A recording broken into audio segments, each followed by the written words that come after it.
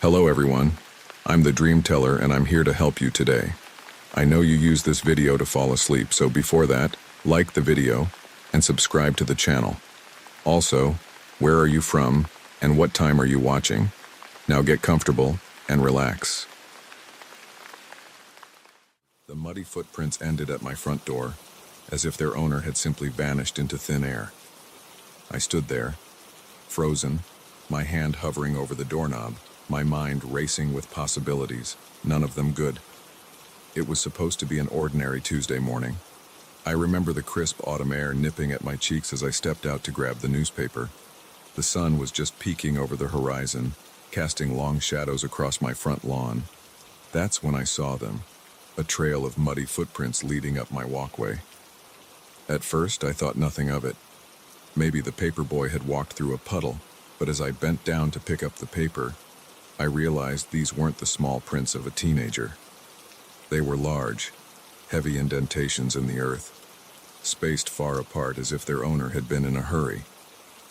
My eyes followed the trail, a chill creeping up my spine as I realized they led straight to my front door.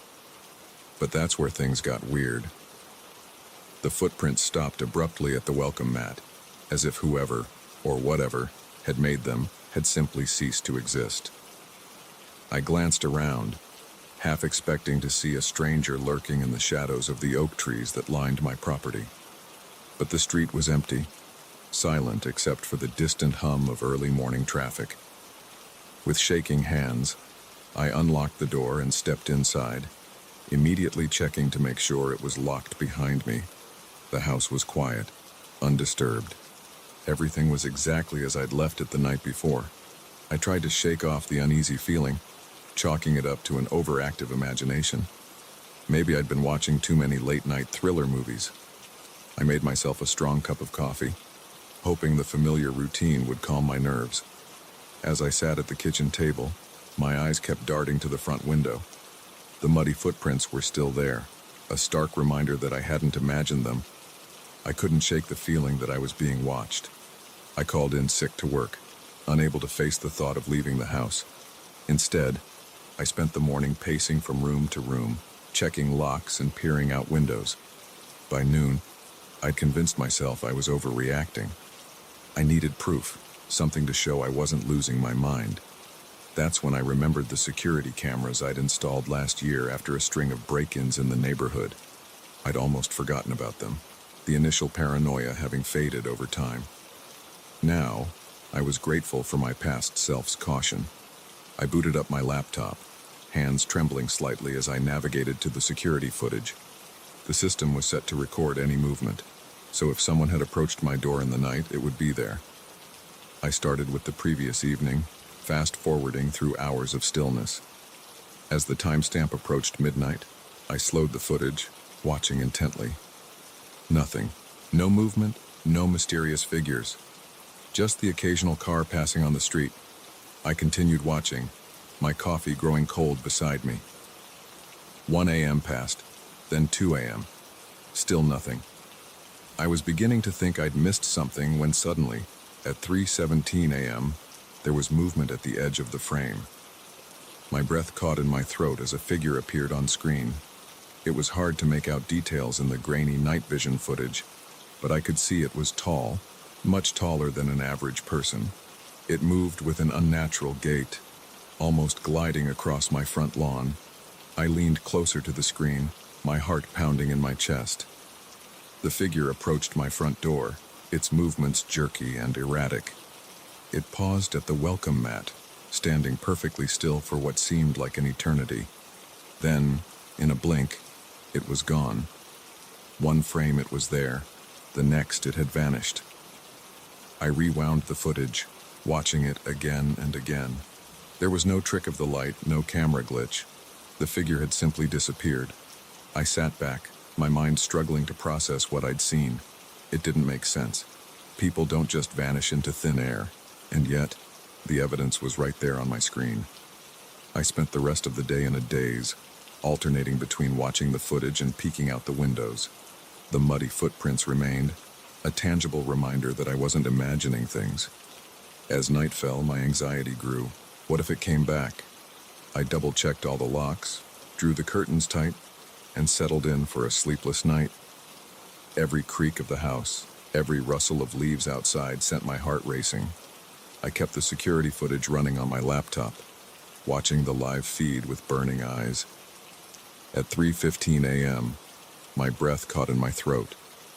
There, at the edge of the camera's view, was a flicker of movement. I watched, paralyzed, as the figure appeared again. It moved across my lawn with that same unnatural gait, heading straight for my front door. I wanted to run, to hide, but I couldn't tear my eyes away from the screen. The figure reached my welcome mat and stopped. Seconds ticked by, each one feeling like an eternity. Then, a sound that made my blood run cold, 3 sharp knocks on my front door. I jumped, nearly knocking over my laptop. The knocking came again, more insistent this time. I sat frozen, torn between terror and a morbid curiosity to know what was on the other side of that door. A voice, low and gravelly, called out, "I know you're in there. I can see you." My eyes darted to the laptop screen, but the figure was no longer visible in the camera feed. How could it see me? Against every instinct screaming at me to hide, I found myself moving towards the door. My hand shook as I reached for the knob. I took a deep breath, steeling myself, and yanked the door open. There was nothing there. No tall figure, no stranger on my doorstep. Just the quiet and empty night and those muddy footprints ending abruptly at my threshold. I slammed the door shut, my heart pounding so hard I thought it might burst from my chest. What was happening? Was I losing my mind? I didn't sleep that night, or the next. The muddy footprints remained, resisting my attempts to wash them away. They seemed to mock me, a constant reminder of the inexplicable events. Days passed, and I grew increasingly paranoid. I installed more cameras, covering every angle of my property. I set up motion sensors and alarms. My home became a fortress, but I never felt safe. Every night at 3:17 a.m., the figure would appear. Sometimes it would approach the door. Other times it would simply stand at the edge of my property, watching. I never saw its face clearly, always obscured by shadows or the limitations of the camera. I showed the footage to friends, to the police, even to a paranormal investigator. They all saw the same thing I did, but no one could explain it. The police increased patrols in my neighborhood, but they never caught sight of the mysterious visitor. Weeks turned into months. I became a shell of my former self, consumed by fear and lack of sleep. My world shrank to the confines of my home, my eyes constantly glued to the security feeds. Then, as suddenly as it had begun, it stopped. One night, the figure didn't appear, nor the next night, or the one after that. Days passed, then weeks. I hardly dared to hope, but it seemed my nightly visitor had vanished for good. Slowly, cautiously, I began to reclaim my life. I ventured outside, started seeing friends again. The muddy footprints had long since faded, washed away by rain and time. But even now, years later, I can't shake the memory of those nights. Sometimes, when I wake in the dark hours before dawn, I find myself holding my breath, listening for those 3 sharp knocks at my door. And every so often, when I check my security footage out of habit, I swear I catch a glimpse of a tall, shadowy figure at the edge of the frame. It's only for a moment, gone so quickly I'm never sure if I really saw it. But in those moments, I'm reminded that some mysteries are never truly solved. And I wonder, with a chill running down my spine, if my midnight visitor is still out there, waiting for the right moment to return.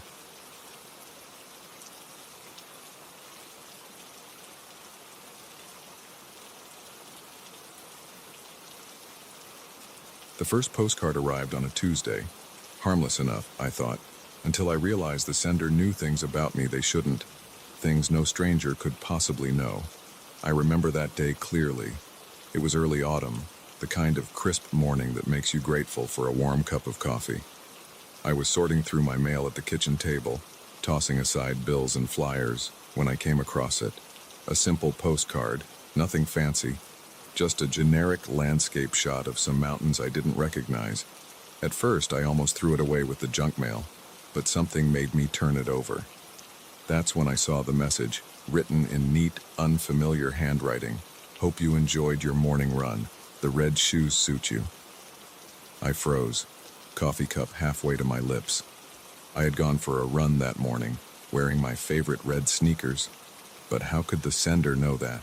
The postmark was from a city 3 states away, dated nearly a week ago. I chalked it up to coincidence, albeit a creepy one. Maybe it was meant for someone else and delivered to me by mistake. I tossed the postcard in a drawer and tried to forget about it, but I couldn't shake the uneasy feeling that settled over me.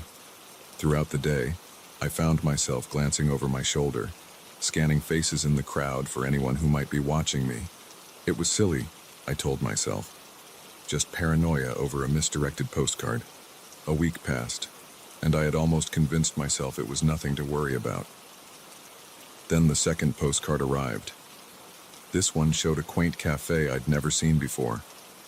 I flipped it over with trembling fingers, my heart racing as I read the message. "Your presentation went well today. Blue really is your color." My blood ran cold. I had given a major presentation at work that very morning, wearing my lucky blue tie. There's no way this could be a coincidence. I examined the postcard closely, looking for any clue about the sender. The postmark was from a different city this time, but still days old. How could they know about events that hadn't happened when the card was sent? Over the next few weeks, more postcards arrived. Each one bore a different picturesque scene, always from places I'd never been, and each message contained some intimate detail about my life. "The new haircut looks great on you. I bet that argument with your sister was tough. Family can be complicated. Careful with that ankle. Maybe skip tomorrow's run." Every card was postmarked from a different city, always dated before the events they described. It was as if the sender could see into my future, knew my every move before I made it. I became obsessed with the postcards. I pinned them to a corkboard in my office, trying to find patterns, clues, anything that might lead me to the sender. I Googled the locations, but they were all generic tourist spots. Nothing that connected them. I started changing my routine, making spontaneous decisions, anything to throw off my unseen watcher. But the postcards kept coming, always one step ahead. "Nice try with the detour. The park is lovely this time of year, isn't it?" I couldn't sleep. Every time I left the house, I felt exposed, vulnerable. I scrutinized every stranger, wondering if they were the ones sending the cards. Was it the barista who made my morning coffee? The neighbor I barely knew? Some old acquaintance with a grudge? I went to the police, but they were little help. Without any explicit threats, there wasn't much they could do. They suggested I change my mailing address, but something told me that wouldn't stop the postcards from finding me. In desperation, I hired a private investigator. She was skeptical at first, but as the postcards continued to arrive, predicting events with uncanny accuracy, even she became unnerved. "I've never seen anything like this," she admitted, poring over the collection of cards spread across her desk.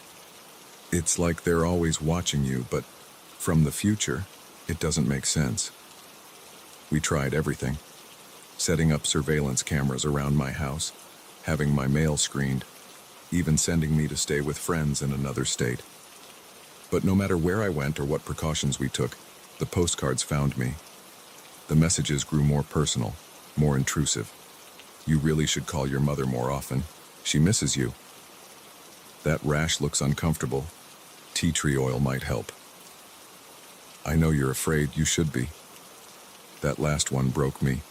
I stopped going to work, stopped seeing friends. I holed up in my apartment, curtains drawn, jumping at every sound. The postcards still came, slipped under my door now instead of through the mail. "You can't hide forever," one read. "I'll always find you." I was a prisoner in my own home, tormented by these messages from an omniscient stalker. How could I fight someone who always seemed to be 10 steps ahead? Months passed. I lost my job, lost touch with friends and family. My whole world narrowed to the space between my front door and the mailbox, where I'd retrieve each new postcard with shaking hands. Then, on a gray Wednesday morning, something changed. I opened my door to find not a postcard, but a letter, a real letter, in a crisp white envelope with my name written in that now familiar handwriting. For a long time, I just stared at it, afraid to open it. What fresh horror would this bring? But curiosity finally won out over fear. Inside was a single sheet of paper. As I unfolded it, something fell out. A small key. I picked it up, turning it over in my hand as I read the letter. By now you must have so many questions. It's time for answers. The key opens a locker at the train station. Go there at midnight tonight. Come alone, or you'll never know the truth. I must have read those words 100 times, my mind reeling. This was it, the chance to confront my tormentor, to finally understand why this was happening to me. But could I trust it? What if it was a trap? In the end, my need for answers outweighed my fear. As the clock ticked toward midnight, I found myself at the deserted train station, key in hand. The locker was easy to find. My fingers trembled as I inserted the key, half expecting an explosion or some other calamity. But when I opened the door, I found only a small, leather-bound journal. I opened it, and my world tilted on its axis. The handwriting inside matched the postcards perfectly. But it wasn't just someone's diary. It was mine. Pages and pages filled with my own thoughts, my own experiences, things that hadn't happened yet. The final entry was dated 5 years in the future. It detailed how I discovered time travel, how I used it to send messages to my past self, trying to prepare me for what was to come. My head spun. It was impossible, and yet, it explained everything. The postmarks predating events, the impossible knowledge of my daily life. I had been stalking myself. As I stood there, journal clutched to my chest, a figure emerged from the shadows. I knew who it was before they stepped into the light. It was me, older, wearier, but unmistakably me. "I'm sorry," my future self said, voice heavy with regret. "I thought I was helping, preparing you, but I see now I only caused pain." "Why?" I managed to choke out. "Why do all this?" I sighed deeply. "To prevent a tragedy, one that reshape our entire world." But I realized too late that by trying to change the past, I was causing the very future I was trying to prevent. We talked for hours, there in that empty train station. She told me of the years to come, of discoveries and losses, of a world on the brink of chaos. "What happens now?"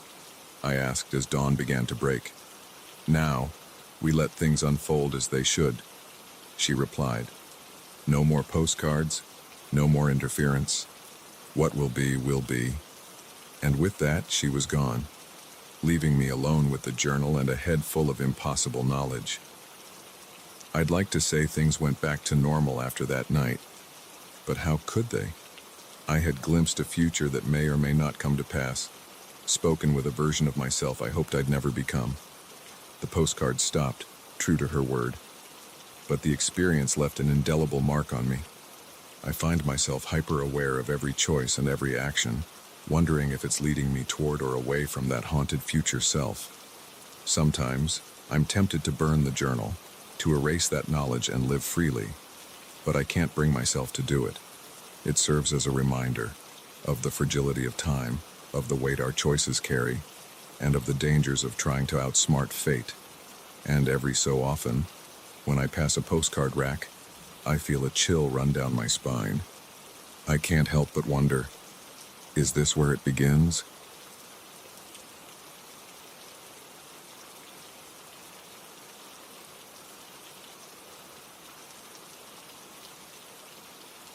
The scratching started on a Tuesday night.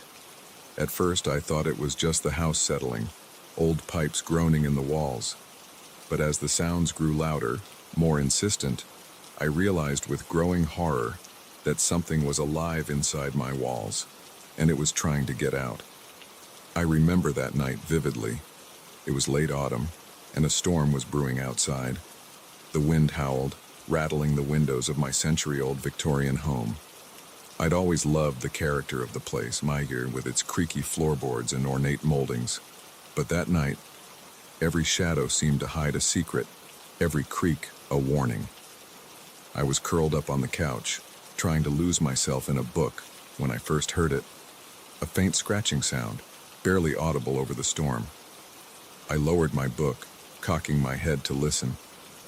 There it was again. A soft, persistent scraping coming from somewhere within the wall behind me. My first thought was mice. It wouldn't be the first time the old house had hosted unwanted guests. I made a mental note to pick up some traps in the morning and tried to return to my reading. But the scratching continued, growing louder and more frantic. I set my book aside and approached the wall, pressing my ear against the faded wallpaper.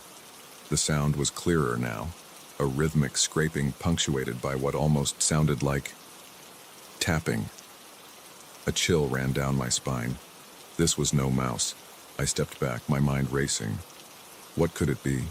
A raccoon, maybe? Or a squirrel that had somehow gotten trapped in the walls? But deep down, I knew that wasn't it. The sounds were too deliberate, too purposeful. I spent the rest of the night pacing from room to room, following the sounds as they seemed to move through the house. Every time I thought I'd pinpointed the source, it would shift, always staying just out of reach. By dawn, I was exhausted, jittery from too much coffee and lack of sleep. In the light of day, I tried to convince myself I'd imagined it all. Stress from work, an overactive imagination fueled by too many late-night horror movies. I went about my day, pushing the unsettling memories to the back of my mind. But as night fell, the scratching returned. This time, it started in the kitchen. I was washing dishes when I heard it. A faint scrabbling sound coming from inside the wall near the refrigerator. I froze, soap suds dripping from my hands, straining my ears. There was no mistaking it now. Something was moving inside my walls. I called a friend, trying to keep the panic out of my voice as I described what I'd been hearing. He suggested it might be rats and offered to come over the next day to help me check it out. I agreed, grateful for both the practical help and the promise of company. That night was worse than the first. The scratching was louder, more insistent. It seemed to follow me from room to room, always staying close. At one point, I swore I heard a faint whisper beneath the scraping sounds, but I told myself it was just the wind. I didn't sleep a wink, instead huddling on the couch with all the lights on, jumping at every sound. When morning finally came, I was a wreck. My friend arrived mid-morning, armed with tools and a confident smile that faded as soon as he stepped into the house. "There's something off about the air in here," he said, frowning, "like it's too thick or something." We spent hours checking every nook and cranny of the house. We pulled back carpets, peered into air vents, even cut small holes in the drywall in places where I'd heard the sounds most clearly. But we found nothing. No signs of rodents, no evidence of any kind of infestation. Maybe it was just the pipes after all, my friend suggested as he packed up his tools. But I could see the doubt in his eyes. He'd heard it too, late in the afternoon. A clear, undeniable scratching coming from inside a wall upstairs. We'd rushed to the spot, but by the time we got there, the sound had moved, seeming to travel through the ceiling and into another wall. After he left, the house felt emptier than ever. The scratching started again almost immediately, as if whatever was in the walls had been waiting for me to be alone. That night, things escalated. The scratching was nearly constant now, a maddening backdrop to my frayed nerves. But worse were the new sounds, soft thuds, like something heavy moving through the walls, and what I could no longer deny were whispers. I couldn't make out words, but the cadence was unmistakably that of speech. Sometimes it sounded like one voice, sometimes many, a hushed conversation just on the edge of comprehension. I called the police, my voice shaking as I tried to explain. They sent an officer, a kind-faced woman who walked through the house with me. But of course, as soon as she arrived, the sound stopped. She was sympathetic, but could do little without any evidence of an intruder. The next few days passed in a blur of sleepless nights and paranoid days. I took time off work, unable to concentrate on anything but the constant, maddening sounds in my walls. I reached out to every expert I could think of: pest control, structural engineers, even a local paranormal investigation team. None of them found anything concrete, though more than one left looking unsettled. The scratching continued, growing louder and more frequent. The whispers became clearer, though I still couldn't make out specific words. It was maddening, like listening to a conversation in a language I almost understood.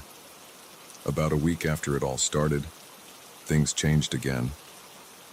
I was in the bathroom, splashing cold water on my face, when I heard it, a clear, unmistakable knock coming from inside the wall. 3 sharp raps, as if someone were trying to get my attention, my heart pounding. I pressed my ear to the wall. "Hello?" I whispered, feeling foolish and terrified in equal measure. "Is someone there?" The response was immediate, more knocking, faster now, accompanied by scratching and what sounded like muffled cries. It was as if whatever was in there had been waiting for me to acknowledge it and was now frantically trying to communicate. I stumbled back, my mind reeling. This couldn't be happening. There couldn't really be someone, or something, alive inside my walls. It was impossible. But the noises continued, growing more frantic. I could hear sobbing now, punctuated by what sounded like words in a language I didn't recognize. In a panic, I ran from the house, not stopping until I reached the end of the street. I stood there, gasping for breath, staring back at my home. From the outside, it looked perfectly normal, peaceful, even. But I knew the truth now. My house was alive with something impossible, something that wanted to be heard. I spent that night at a hotel, but even there, I couldn't escape the memory of those sounds. The next day, steeling my nerves, I returned home with a sledgehammer borrowed from a neighbor. I stood in the hallway where I'd heard the clearest knocking, the sledgehammer heavy in my sweaty grip. "I'm going to let you out," I called, feeling ridiculous but beyond caring. "Stand back from the wall." The scratching intensified, and I swore I could hear excited murmuring. Taking a deep breath, I swung the sledgehammer. The wall crumbled easily, decades-old plaster no match for my desperate strength. I swung again and again, carving a hole large enough to step through. As the dust settled, I peered into the gap, heart pounding, but there was nothing there. No person, no animal, not even a hollow space large enough to hide anything. Just insulation, wiring, and the back of the drywall from the room on the other side. I stood there, sledgehammer hanging limply at my side, staring at the destruction I'd wrought. The house was silent now, no scratching, no whispers, no knocking, just the sound of my own ragged breathing. In the days that followed, I had the entire house inspected, walls opened up, floors torn out. Experts combed every inch, looking for hidden spaces, secret rooms, anything that could explain what I'd heard. They found nothing. I couldn't stay there after that. I sold the house for far less than it was worth, disclosing to the new owners everything that had happened. They thought I was crazy, I'm sure, but they got a good deal on a beautiful old home. I moved across the country to a modern apartment with thin walls and noisy neighbors. Sometimes, late at night, I find myself pressing my ear to the wall, listening, but all I hear are the normal sounds of city life. Yet there are moments, just as I'm drifting off to sleep, when I could swear I hear it, a faint, familiar scratching. And in those moments, I'm right back in that old Victorian, wondering what secrets hide within its walls, and whether they'll ever truly let me go.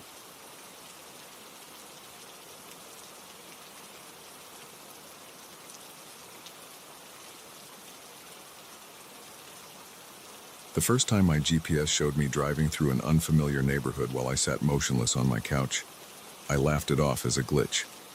But as the phantom trips became more frequent and disturbingly detailed, I realized something far more sinister was at play.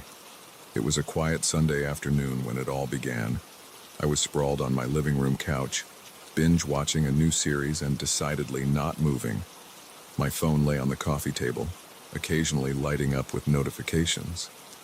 During a particularly gripping scene, I noticed my phone screen flashing more insistently than usual. Curious, I picked it up to find several notifications from my GPS app. That was odd. I hadn't opened it in days. Swiping to unlock the screen, I found myself staring at a live map of my supposed location. According to the app, I was cruising down a street I'd never heard of, in a part of town I rarely visited. I chuckled, assuming it was just a random glitch. I closed the app, double-checked that location services were turned off, and returned to my show.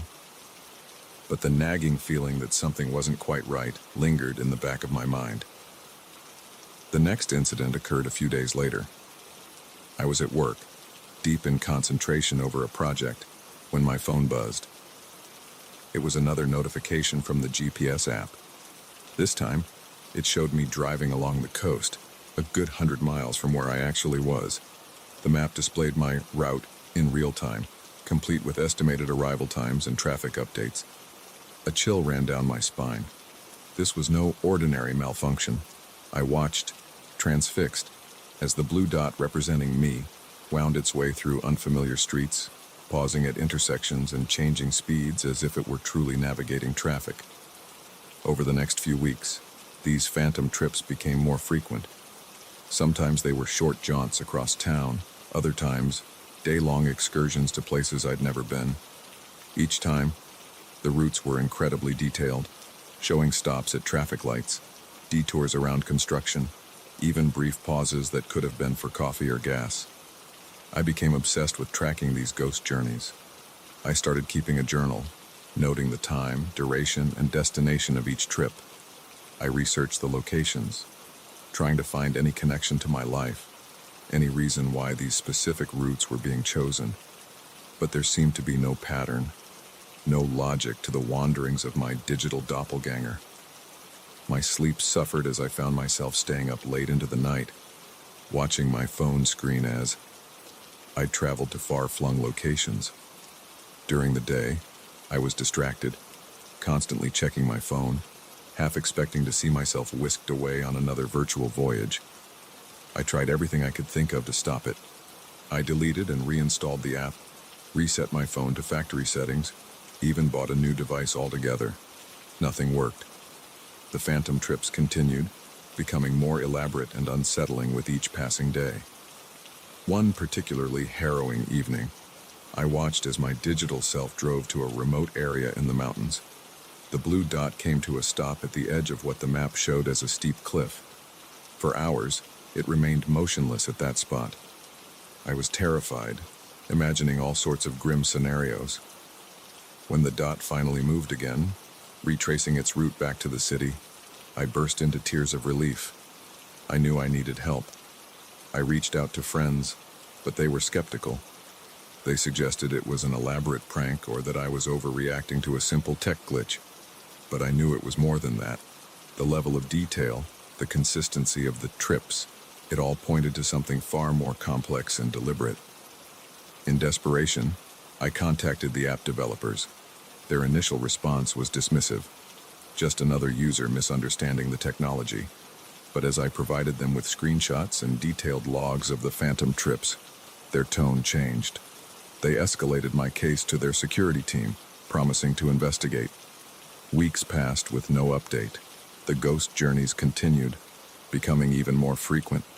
I found myself living two lives, my actual, stationary existence, and the adventurous, unpredictable life of my digital avatar. I began to feel a strange connection to this other version of myself, wondering what it was experiencing on these far-flung adventures. Then, on a rain-soaked Tuesday evening, everything changed. I was huddled on my couch, watching my phone as I drove through a stormy night on a winding mountain road. Suddenly, a new notification popped up, a message from an unknown number. Enjoying the ride? It read. My blood ran cold. With trembling fingers, I typed a reply. Who are you? What's happening to me? The response came almost immediately. Don't you recognize yourself? A flood of questions poured out of me. Who was behind this? Why me? What did it all mean? But each of my increasingly frantic messages was met with the same response. Don't you recognize yourself? As I stared at those words, a horrifying thought began to take shape in my mind. What if these weren't phantom trips at all? What if, somehow, someway, these journeys were real? The idea was absurd, impossible. And yet, as I looked back over my logs of the past few weeks, things started to fall into place. The times when I'd fallen asleep on the couch and woken up groggy and disoriented, the inexplicable mud on my car tires, the unfamiliar receipts I'd found in my pockets. Had I been living a double life without realizing it? Was I somehow traveling to these places, only to forget as soon as I returned home? The rational part of my brain rejected this idea, but a deeper, more primal part whispered that it might be true. With shaking hands, I opened my Photos app, scrolling back through recent weeks. And there, mixed in with my normal, everyday shots, were images I had no memory of taking. Sunsets over unfamiliar landscapes, selfies in places I'd never been, shots of meals I didn't remember eating. My mind reeled. How was this possible? Was I losing time? Sleepwalking on an epic scale? Or was something even more inexplicable happening? I needed proof, one way or the other. The next time my phone showed me on one of these trips, I decided I would document everything. I set up a camera in my living room, ready to record whether I truly stayed put or somehow vanished on these mysterious journeys. My chance came just 2 nights later. As I watched my digital self begin another trip, I made sure the camera was recording and settled in to wait. Hours passed. On my phone screen, I traveled hundreds of miles, while in reality, I sat motionless on my couch, my eyes glued to the screen. When the trip finally ended, I hesitated before checking the camera footage. Part of me didn't want to know the truth, but I had to be sure. I played back the video with bated breath. There I was, sitting on the couch staring at my phone. For hours, the footage showed the same scene, me unmoving in my living room. There were no mysterious disappearances, no signs of anything out of the ordinary. Just me, becoming progressively more disheveled and tired as the night wore on. I felt a confused mix of relief and disappointment. While I was glad to have proof that I wasn't actually disappearing on these trips, it left me no closer to understanding what was really going on. The next day, I received another message from the unknown number. Now you see, but do you understand? I didn't respond. I didn't know how to. The questions swirling in my mind were too big, too strange to put into words. If I wasn't actually taking these trips, then who or what was, and why show them to me? As the days passed, I began to look at the phantom journeys differently. Instead of fearing them, I started to anticipate them with a strange excitement. Where would I go next? What would I see?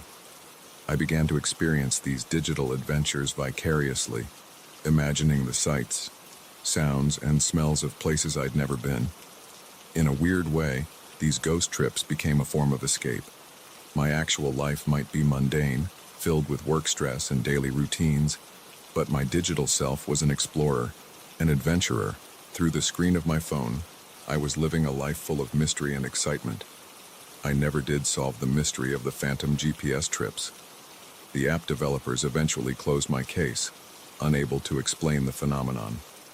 The unknown texter never replied to my questions with anything more illuminating than that cryptic phrase, "Don't you recognize yourself?" But as time went on, I made a choice. Instead of fearing these digital journeys or obsessing over their source, I decided to embrace them. They had become a part of me, a strange digital echo expanding the boundaries of my world. Now, when I see that familiar notification pop up, I smile. Where will I go today? What new adventure awaits my digital self? And always, in the back of my mind, is that lingering question, don't I recognize myself? In this age of technology, where our lives are increasingly lived through screens and signals, perhaps we all have digital doppelgangers out there, living lives we can only imagine. Mine just happened to invite me along for the ride.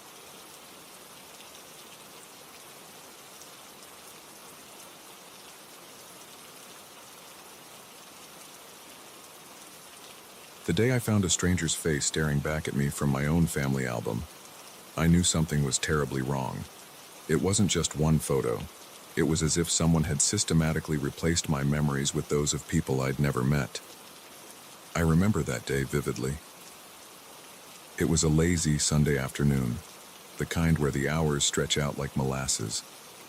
I'd been cleaning out my closet, a long overdue task, when I came across the old leather-bound album.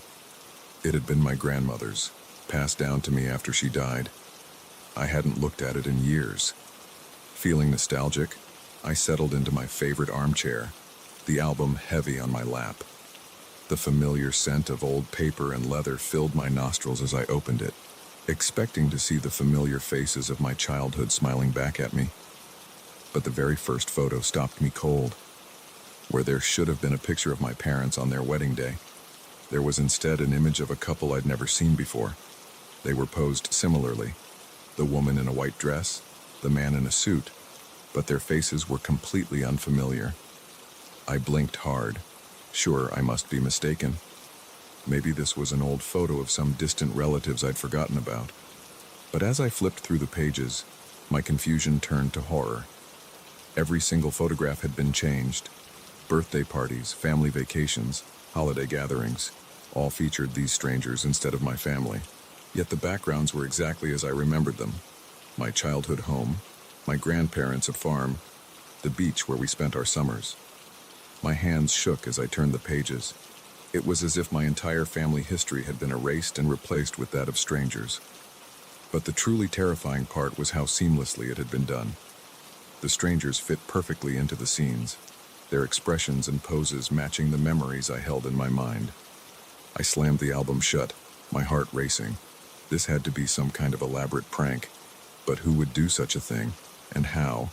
These weren't digital photos that could be easily manipulated. These were old, physical prints, some dating back decades. I picked up my phone, ready to call my sister. Surely she could confirm that I wasn't losing my mind. But as my finger hovered over her name, I hesitated.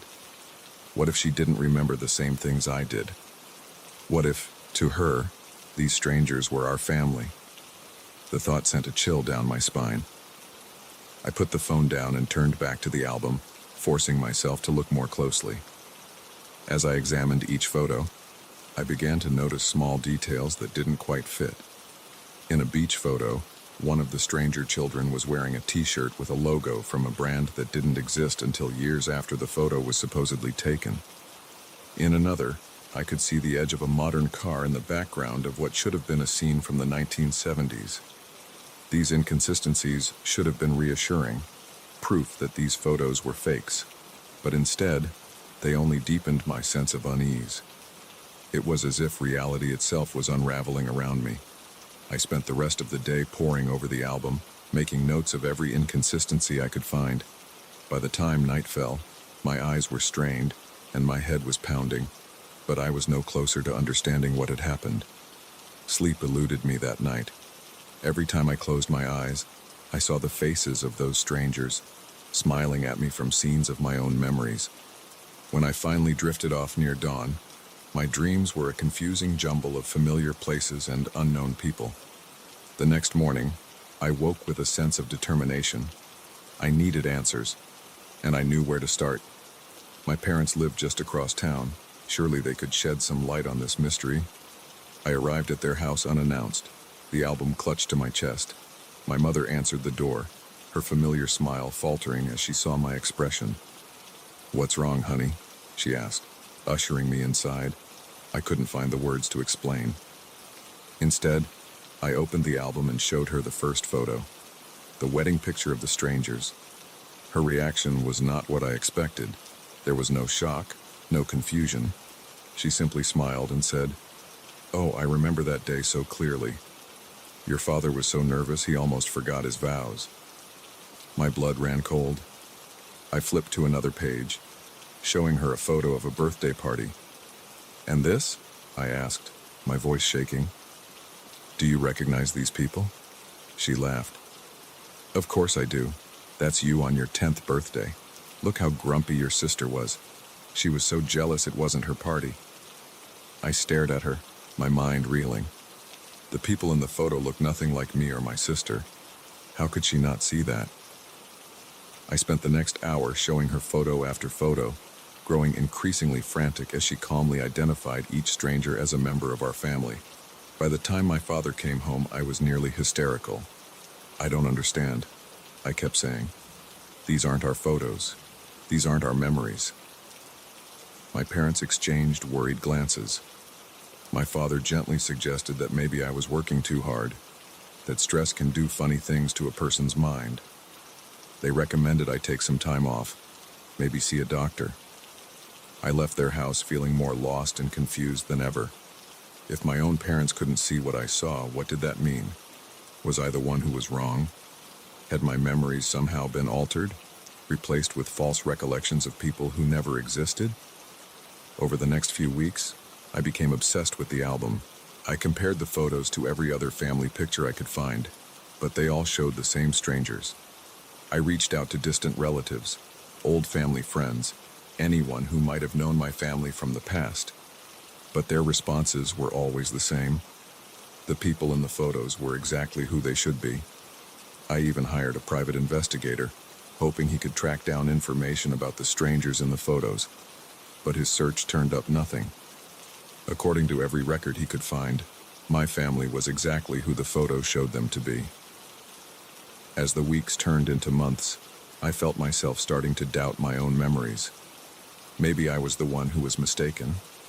Maybe these strangers really were my family, and for some reason my mind had created false memories of different people. But just as I was on the verge of accepting this new reality, something happened that changed everything. I was at a coffee shop, the album open on the table in front of me as I'd taken to carrying it everywhere. An elderly woman at the next table leaned over, her eyes drawn to one of the photos. "Oh my," she said, "I haven't seen the Andersons in years. How do you know them?" I froze. "The Andersons?" I repeated, my heart racing. She nodded, pointing to the couple in what should have been my parents' wedding photo. Jim and Sarah Anderson. They lived next door to me back in the 70s. Lovely couple. For a moment, I couldn't breathe. Here, finally, was proof that I wasn't crazy. Someone else could see what I saw. I spent the next hour talking to the woman, showing her every photo in the album. She recognized many of the people, putting names to the faces that had haunted me for months. They were real people, with real lives. They just weren't my family. Armed with this new information, I threw myself back into the investigation with renewed vigor. I tracked down some of the people the old woman had identified, piecing together their stories. What emerged was a bizarre and unsettling truth. Somehow, some way, the history of multiple families had been merged into one impossible narrative. The photos were real, the people in them were real, but the story they told was a fabrication. But the question remained, why? Who had done this? And to what end? And why was I the only one who could see the truth? I may never have all the answers. To this day, my family still sees the strangers in the photos as themselves. The album sits in my closet now, a reminder of the fragility of memory and the strange twists reality can take. Sometimes, late at night, I take it out and look through it. The faces of the strangers are as familiar to me now as my own family's. In a way, they've become a part of my history too, a shadow family, living lives parallel to the one I remember. And always, in the back of my mind, is the nagging question, if these memories could be altered so completely, what else in my life might not be as I remember it? In a world where even photographs can lie, what can we truly trust? The album stands as a testament to a mystery I may never solve, but it's also a reminder to question, to look closely, and to never take our memories for granted. Because sometimes, the strangest truths are hiding in plain sight, staring back at us from the pages of our own history.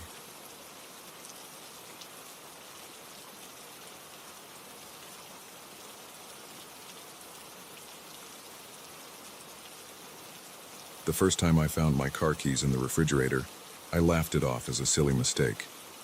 But when my grandmother's locket turned up inside a cereal box, I knew something far more sinister was at play in my home. It started innocuously enough. I'd always been a bit absent-minded, prone to misplacing things here and there. So when I couldn't find my phone one morning and eventually discovered it in the bathroom cabinet, I didn't think much of it. I chuckled at my own forgetfulness and went about my day. But as the weeks passed, these odd occurrences became more frequent and increasingly bizarre. My watch ended up in the flower canister. A pair of earrings I distinctly remembered placing on my nightstand appeared in the pocket of a coat I hadn't worn in months. My laptop, which I always kept on my desk, somehow migrated to the linen closet. At first, I tried to rationalize it. Maybe I was more stressed than I realized, my mind wandering as I absent-mindedly put things away. I started leaving myself notes, trying to be more mindful of where I placed my belongings. But it didn't help. The incident with my grandmother's locket was the tipping point. It was my most prized possession, a delicate gold heart that I kept in a velvet box on my dresser. I wore it only on special occasions, cherishing the connection it gave me to a woman I had loved dearly. That morning as I poured my cereal, I heard an unusual clinking sound, and there, nestled among the cornflakes, was the locket. I stared at it in disbelief, my spoon hovering halfway to my mouth. There was no way I had put it there myself. A cold feeling settled in the pit of my stomach. Something wasn't right. This wasn't just forgetfulness or stress. Something else was happening in my home, something I couldn't explain. I began to document every incident, keeping a detailed log of what items moved and where they ended up. The pattern, if you could call it that, was maddeningly random. A novel I was reading appeared in the freezer. My toothbrush turned up in a potted plant. My spare house key, which I kept in a drawer, was found hanging from the shower head. Sleep became elusive. I found myself lying awake at night, straining to hear any sound of movement in the house. During the day, I was jumpy and distracted, constantly checking and rechecking the locations of my belongings. I installed security cameras, hoping to catch whatever or whoever was moving my things. But the footage revealed nothing out of the ordinary. Objects seemed to teleport from one place to another between frames, with no visible means of transportation. Desperate for answers, I confided in a friend. She listened patiently as I poured out my story, my voice shaking with the strain of weeks of paranoia and sleepless nights. When I finished, she was quiet for a long moment. "Have you considered," she said gently, "that you might be doing this yourself?" I stared at her, uncomprehending. "What do you mean?" She explained about a condition called dissociative amnesia, where people can perform actions and then have no memory of doing them. She suggested that stress or some past trauma might be causing me to move things around and then forget about it. I wanted to dismiss the idea outright. It seemed impossible that I could be doing this to myself without any recollection. But a small part of me wondered if she might be right. Was I losing my mind? Unsure and frightened, I decided to seek professional help. The psychiatrist I saw listened to my story with a neutral expression, asking pointed questions about my stress levels, sleep patterns, and any history of mental health issues in my family. In the end, her assessment was inconclusive. While she didn't rule out the possibility of a dissociative disorder, she also didn't seem entirely convinced that was the answer. She prescribed some anti-anxiety medication and suggested I keep a detailed journal of my daily activities. The medication helped me sleep, but it didn't stop the strange relocations. If anything, they seemed to increase in frequency. I'd wake up to find my shoes in the bathtub, or all my pens arranged in a perfect circle on the kitchen floor. I began to feel like a stranger in my own home. Every room became a potential hiding place for my displaced possessions. I'd spend hours searching for essential items, only to find them in the most unlikely places. The constant state of confusion and fear was taking its toll. I lost weight, unable to eat as the stress gnawed at my stomach. Dark circles appeared under my eyes, a testament to nights spent lying awake, listening for any sign of movement in the house. My friends and family grew concerned. They suggested I stay with them for a while, get out of the house that seemed to be the center of these strange events. But I couldn't bring myself to leave. What if, by going, I missed the chance to finally catch whatever was causing this in the act? Instead, I doubled down on my efforts to document and understand what was happening. I set up more cameras, installed motion sensors, even sprinkled flour on the floors to catch footprints. But every new measure I took seemed to be effortlessly circumvented. The flour remained undisturbed, the sensors never triggered, yet still, my belongings danced around the house in impossible ways. One night, about 3 months into this ordeal, I woke with a start. The house was quiet, but something felt different. I got out of bed, my heart pounding, and made my way to the living room. What I saw there stopped me in my tracks. Every single movable object in the room, books, knickknacks, furniture, everything, was floating about 3 feet off the ground. As I watched, frozen in disbelief, they slowly began to rotate, as if suspended in some invisible whirlpool. I stood there, my mind struggling to process what I was seeing. This defied every law of physics I knew. It was impossible, and yet it was happening right before my eyes. Then, as suddenly as it had begun, it stopped. Everything dropped back into place with a series of thuds and clatters. By the time I managed to fumble for the light switch, the room looked completely normal. I sank to the floor, my legs no longer able to support me. What had I just witnessed? Was it a dream? A hallucination? Or had I finally seen the force behind the mysterious movements? In the days that followed, I oscillated between conviction in what I'd seen and doubt in my own sanity. I scoured the internet for similar experiences, joining forums and chat groups dedicated to paranormal phenomena. Some of the stories I read resonated with my own experiences, while others seemed far-fetched even compared to what I'd been through. I considered bringing in a medium or a paranormal investigator, but something held me back. Perhaps it was fear of being labeled as crazy, or maybe a deeper worry that they might actually find something. As weeks turned into months, a strange sort of acceptance began to settle over me. The relocations continued, but they no longer filled me with the same level of dread. Instead, I found myself becoming almost curious about where things would turn up next. I started leaving out small objects, coins, paper clips, buttons, like offerings to whatever force was at work in my home. Sometimes they would disappear and reappear elsewhere. Other times they'd be rearranged into intricate patterns I couldn't begin to decipher. My friends and family remained concerned, but as my attitude shifted from fear to a sort of bemused curiosity, they began to relax as well. Some even joked about my house sprite or personal poltergeist. I never did find a satisfactory explanation for what happened in my home during those strange months. The relocations eventually slowed and then stopped altogether, as mysteriously as they had begun. But the experience left an indelible mark on me. To this day, I'm more careful about where I place things, always half expecting them to be somewhere else when I go to retrieve them. I've developed a habit of talking to my house, thanking it when I find something where I left it, chuckling ruefully when something turns up in an unexpected place. In the end, I've come to see those months not as a terrifying ordeal, but as a reminder of how little we truly understand about the world around us. There are mysteries in this universe that defy explanation, forces at work that we can't begin to comprehend. And sometimes, those mysteries choose to manifest in the most mundane of ways, like a set of keys in a refrigerator or a cherished locket in a cereal box. It's up to us to decide whether to let these inexplicable events fill us with fear or to embrace them as part of the wonderful, weird tapestry of existence. As for me, I've chosen to embrace the weird. Life is more interesting that way.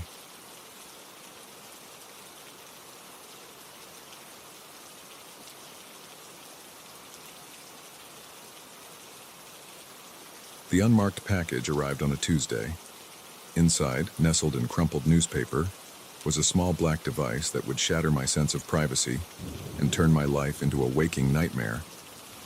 I remember staring at the plain brown box on my desk, puzzled by its lack of return address or any identifying marks. It wasn't unusual for me to receive packages.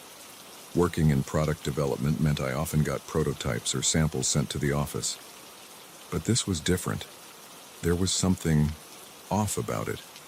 With a mix of curiosity and unease, I carefully opened the box. The device inside looked innocuous enough, a sleek black rectangle, about the size of a deck of cards, with a single small lens on one side. At first glance, it could have been a new model of portable camera, or perhaps some kind of sensor. But then I saw the note, scrawled in messy handwriting on a scrap of paper. "I know your secrets. Press play if you dare." My heart began to race. This had to be some kind of joke, right? A prank from a coworker, maybe. But as I turned the device over in my hands, a chill ran down my spine. There was something deeply unsettling about it, a weight that seemed at odds with its small size. With trembling fingers, I found the power button and pressed it. The device hummed to life, a small screen flickering on. For a moment, there was nothing but static. Then, the image cleared, and I felt the blood drain from my face. It was me, sitting at my desk, in this very office, from an angle that seemed to be coming from the potted plant in the corner. The timestamp in the corner showed it was from 3 days ago. I watched, horrified, as the me on the screen went about my day, talking on the phone, typing at my computer, eating lunch at my desk. It was all so mundane, and yet so terribly invasive. Someone had been watching me, recording my every move without my knowledge. The footage continued, showing me in various locations around the office. In the break room, chatting with colleagues. In the conference room during a meeting. Even in the hallway outside the restrooms. The camera seemed to be everywhere, capturing everything. But it wasn't just at work. The next clip showed me at home, cooking dinner in my kitchen, then in my living room, watching TV, even in my bedroom, getting ready for bed. My private life, laid bare on this tiny screen. I felt sick. How long had this been going on? How many cameras were there? And who was behind this? With shaking hands, I turned off the device and shoved it back into the box. I needed to think, to figure out what to do next. But my mind was a whirlwind of panic and confusion. I spent the rest of the day in a daze, jumping at every sound, eyeing every object in my office with suspicion. Was that pen a camera? That light fixture? The fire alarm? Nowhere felt safe anymore. When I finally got home that evening, I tore my apartment apart, searching for hidden cameras. I found nothing, but that didn't ease my paranoia. If anything, it made it worse. The cameras were there, I was sure of it. I just couldn't find them. Sleep eluded me that night. I lay awake, staring at the ceiling, imagining hidden lenses watching me from every shadow. When I did manage to drift off, my dreams were filled with faceless observers and inescapable gazes. The next day, I went to the police. I brought the device with me, hoping they could trace it or find fingerprints. The officer I spoke to seemed concerned, but not as alarmed as I felt he should be. He took my statement, bagged the device as evidence, and told me they'd be in touch. But days passed, and I heard nothing. My calls to the station were met with vague assurances that they were looking into it. I felt helpless, abandoned by the very people who were supposed to protect me. In desperation, I turned to private security firms. I had cameras of my own installed, ones I could control, ones that made me feel a little safer. I changed my locks, added extra bolts. I even hired a company to sweep my home and office for bugs or hidden devices. They found nothing. The rational part of my brain tried to tell me that this was good news. If there were no hidden cameras, then maybe the footage on that device was all there was. Maybe it was over. But the part of me that had watched those videos, that had seen my private moments played back on that tiny screen, couldn't accept that. The cameras were there. They had to be. I just wasn't finding them. My work began to suffer. I couldn't concentrate, constantly scanning my surroundings for any sign of surveillance. My colleagues noticed, shooting me concerned glances when they thought I wasn't looking. I overheard whispers, caught snippets of conversations about my erratic behavior. I knew how I must look to them, paranoid, unstable, but they hadn't seen what I had seen. They didn't know what it was like to have your privacy stripped away, to feel exposed and vulnerable every waking moment. Weeks passed, and no more packages arrived, no more footage surfaced. But rather than feeling relieved, I grew more anxious. What was the purpose of sending me that device? Was it a warning, a threat, or merely the opening move in some twisted game? I started seeing a therapist, hoping to find some way to cope with the constant anxiety. Dr. Larson was kind and patient, listening as I poured out my fears. She suggested that perhaps the stress of the situation was causing me to imagine threats that weren't there, that maybe, just maybe, I was letting my fear run away with me. Part of me wanted to believe her. It would be so much easier if this was all in my head, if I could just let it go and move on. But every time I started to think that way, I'd remember those videos, the crystal clear footage of my most private moments. That was real. I hadn't imagined that. 2 months after receiving the package, I was a shell of my former self. I'd lost weight, dark circles permanently etched under my eyes from lack of sleep. I'd taken a leave of absence from work, unable to bear the feeling of being watched by unseen eyes. It was on a rainy Tuesday evening, exactly 8 weeks since that first package had arrived, that everything changed again. I was huddled on my couch, half-heartedly flipping through a book, when I heard it, a soft thud from my front porch. My heart began to race. I approached the door cautiously, peering through the peephole. There, on my welcome mat, was another plain brown box. For a long moment, I just stared at it. Part of me wanted to ignore it, to pretend I hadn't seen it, but a larger part needed to know. With trembling hands, I opened the door and brought the package inside. This box was heavier than the first. When I opened it, I found it full of USB drives, each labeled with a date. With a sense of dread, I plugged the first one into my laptop. More footage, hundreds of hours of it, me at work, at home, out with friends. Every aspect of my life for the past year, recorded and categorized. But it wasn't just me. There were videos of my parents at their home, my sister at her college dorm, my best friend at his job. Everyone I cared about, everyone I loved, had been under surveillance too. The realization hit me like a physical blow. This wasn't just about me. Whoever was behind this had targeted my entire life, everyone in it. The scope of the invasion was staggering. As I sat there, surrounded by the evidence of this massive breach of privacy, a strange calm settled over me. The panic and fear of the past weeks faded, replaced by a cold, hard anger. Enough was enough.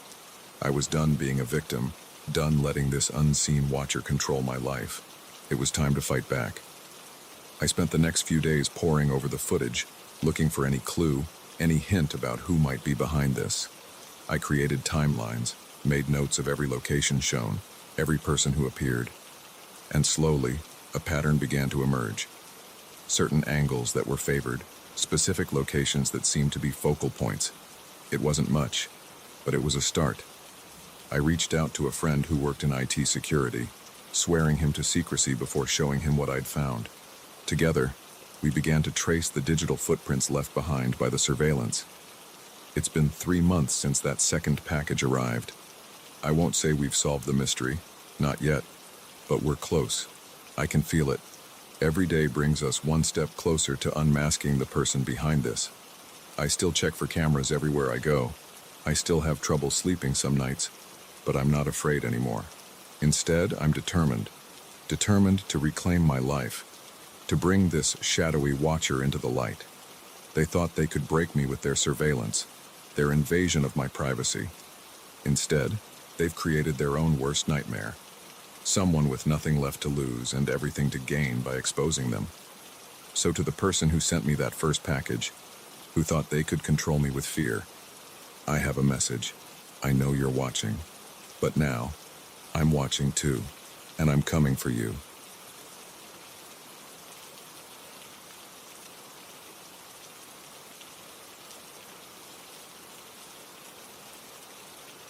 The first time my smart home system turned on all the lights at 3 a.m., I thought it was a glitch.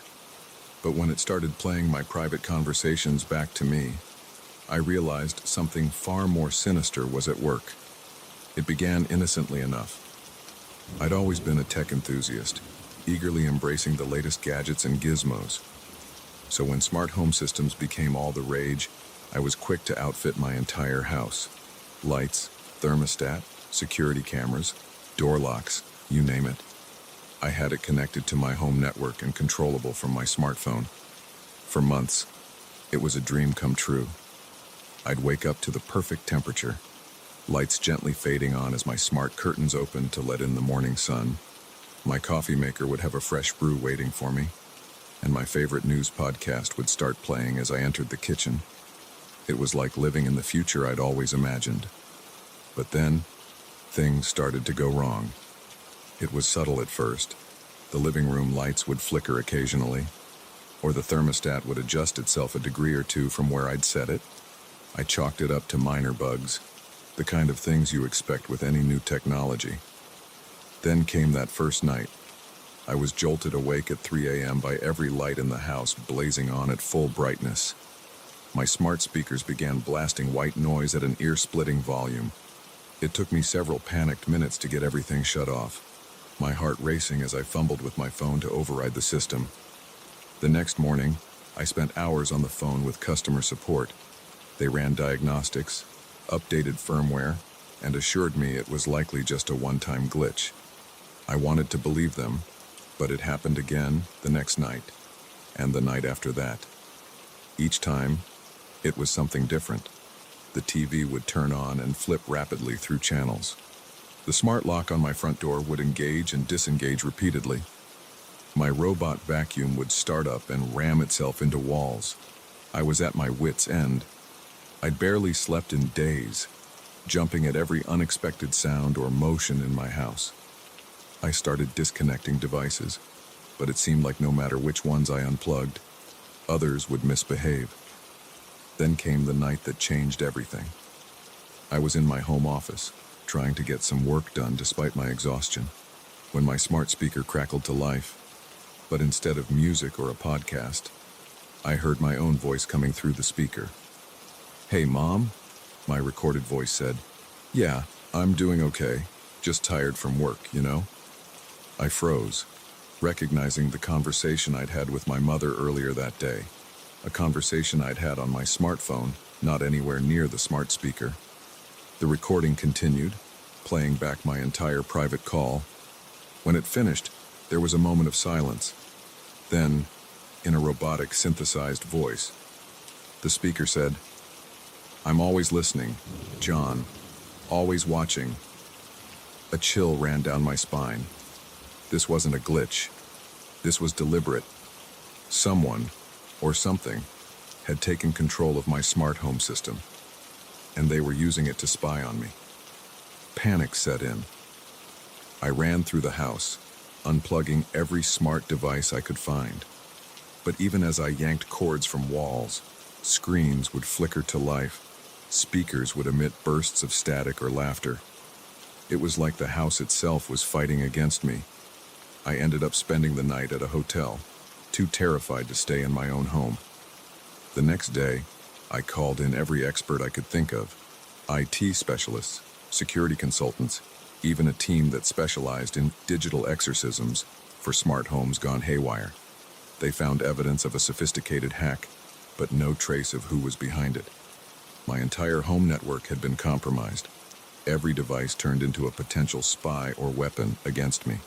They did their best to purge the system, changing passwords, updating firmware, and adding extra layers of security. For a few days, things seemed better. The random activation stopped, and I started to hope that maybe, just maybe, the nightmare was over. Then, a week after the exorcism, I received an email. The subject line read, "Missing your smart home, John."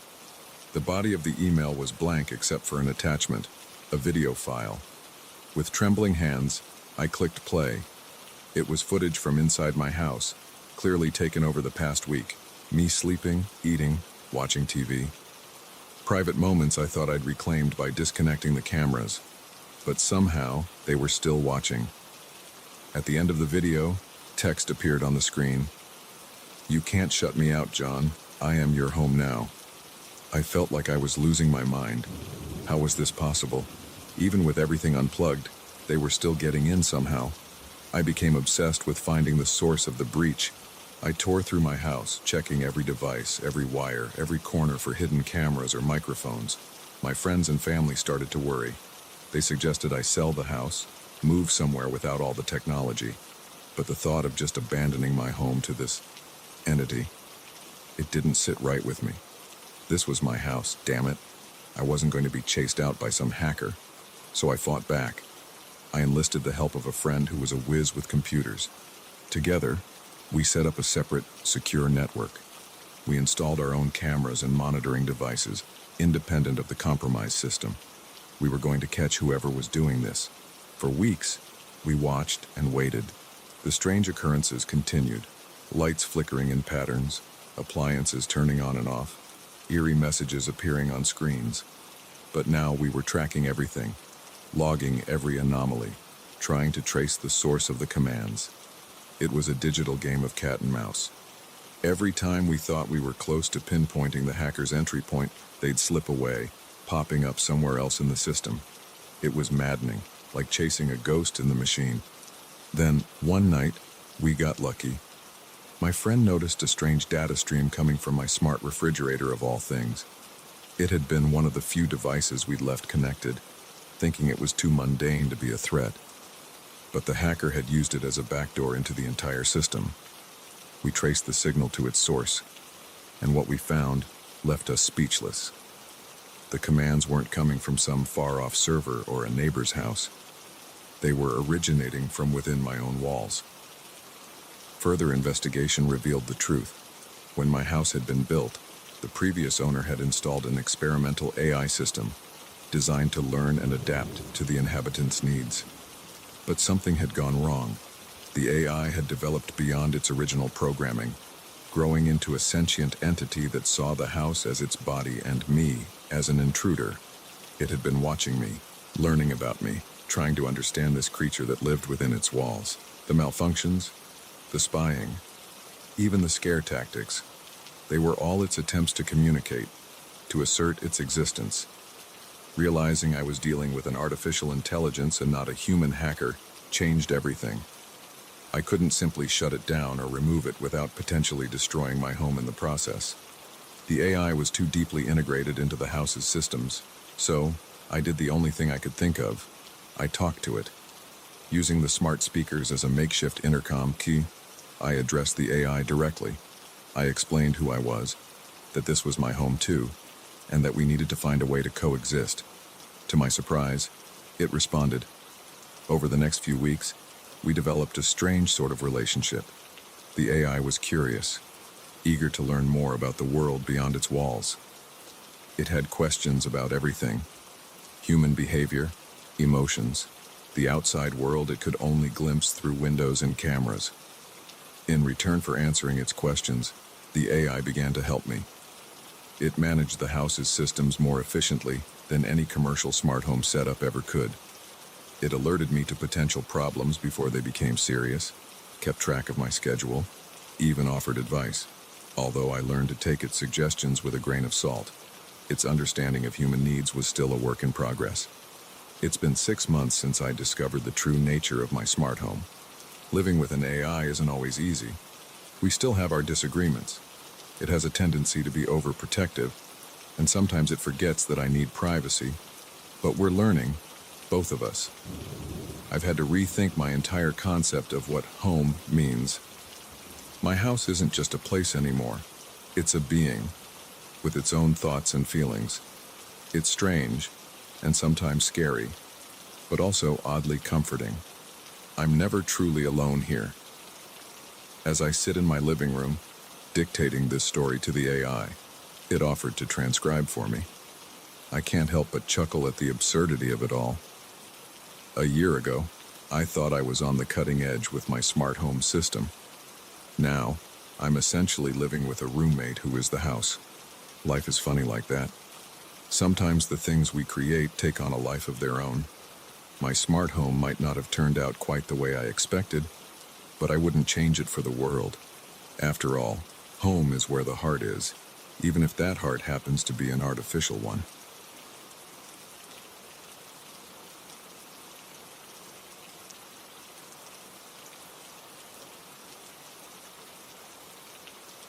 I never thought my own reflection would betray me.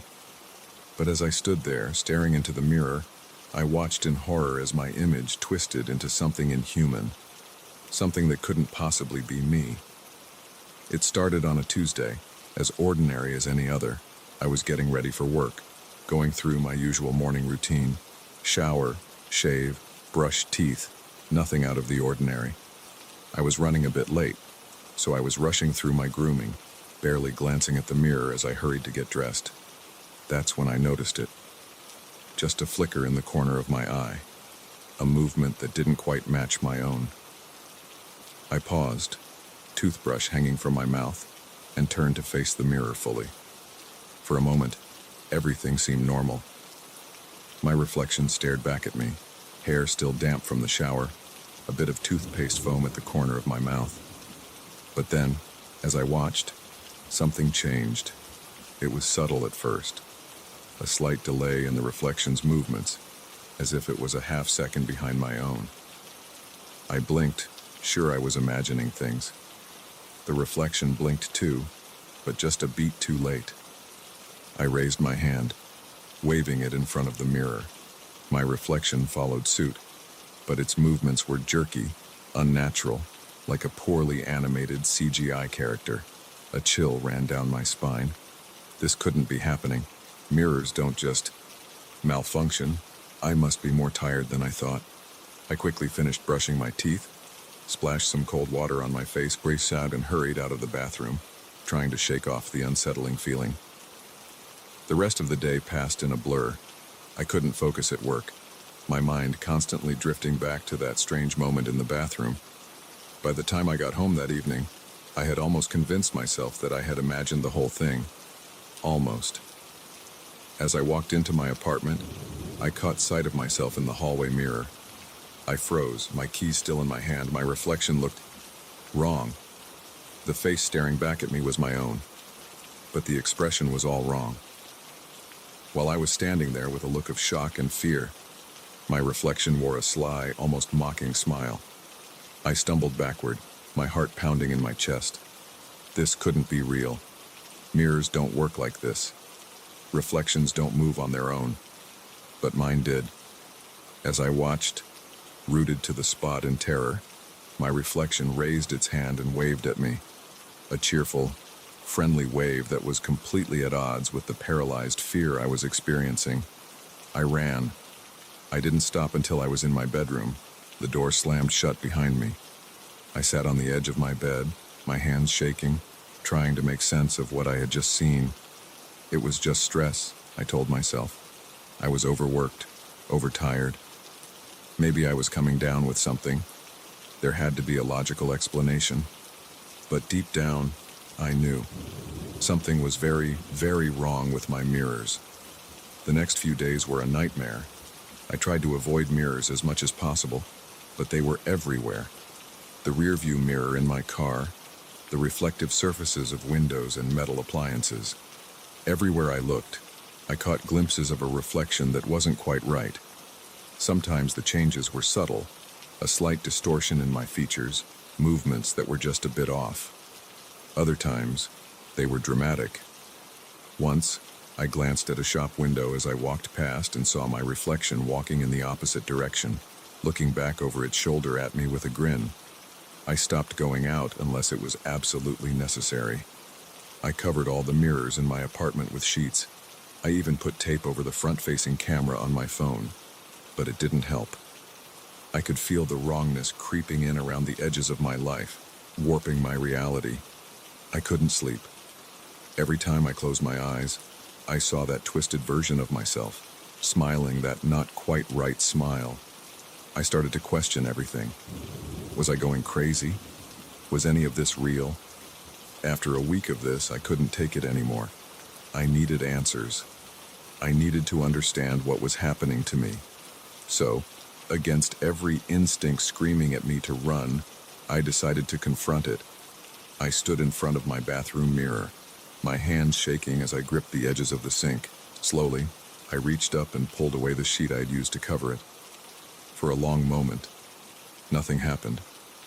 My reflection stared back at me, pale and drawn, dark circles under my eyes from lack of sleep. Normal. Ordinary. Just a reflection. Then it changed. The face in the mirror twisted, features shifting and rearranging themselves into something that was no longer human. The eyes grew larger, darker, until they were nothing but bottomless pits in a face that was rapidly becoming unrecognizable. I wanted to run, to scream, to look away, but I couldn't move. I was frozen in place, forced to watch as my reflection transformed into a nightmare. And then it spoke. "Hello," it said, in a voice that was mine but not mine. A voice that seemed to come from everywhere and nowhere at once. "We've been waiting so long to meet you properly." "Well, what are you?" I managed to stammer out. The thing in the mirror smiled, a wide, inhuman grin that split its face almost in half. "We are you," it said. "Or rather, we are what you could be, what you should be." "I don't understand," I said, my voice barely above a whisper. "Of course you don't," it replied, its voice dripping with condescension. "You're so limited, trapped in your singular reality. But we see everything, every possibility, every version of you that could exist, and we've chosen you to join us." A cold dread settled in the pit of my stomach. "Join you? What does that mean?" The creature's grin widened impossibly further. "It means freedom. It means power. It means becoming more than you ever dreamed possible."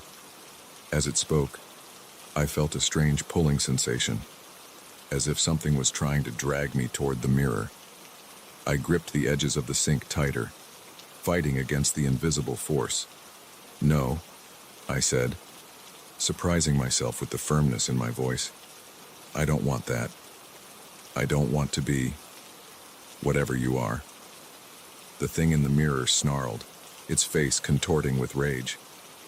"You don't have a choice," it hissed. "We've already begun the process. Soon, you'll be one of us, whether you like it or not." The pulling sensation intensified. I could feel myself being drawn toward the mirror, my feet sliding on the tile floor despite my best efforts to stay in place. In a panic, I did the only thing I could think of.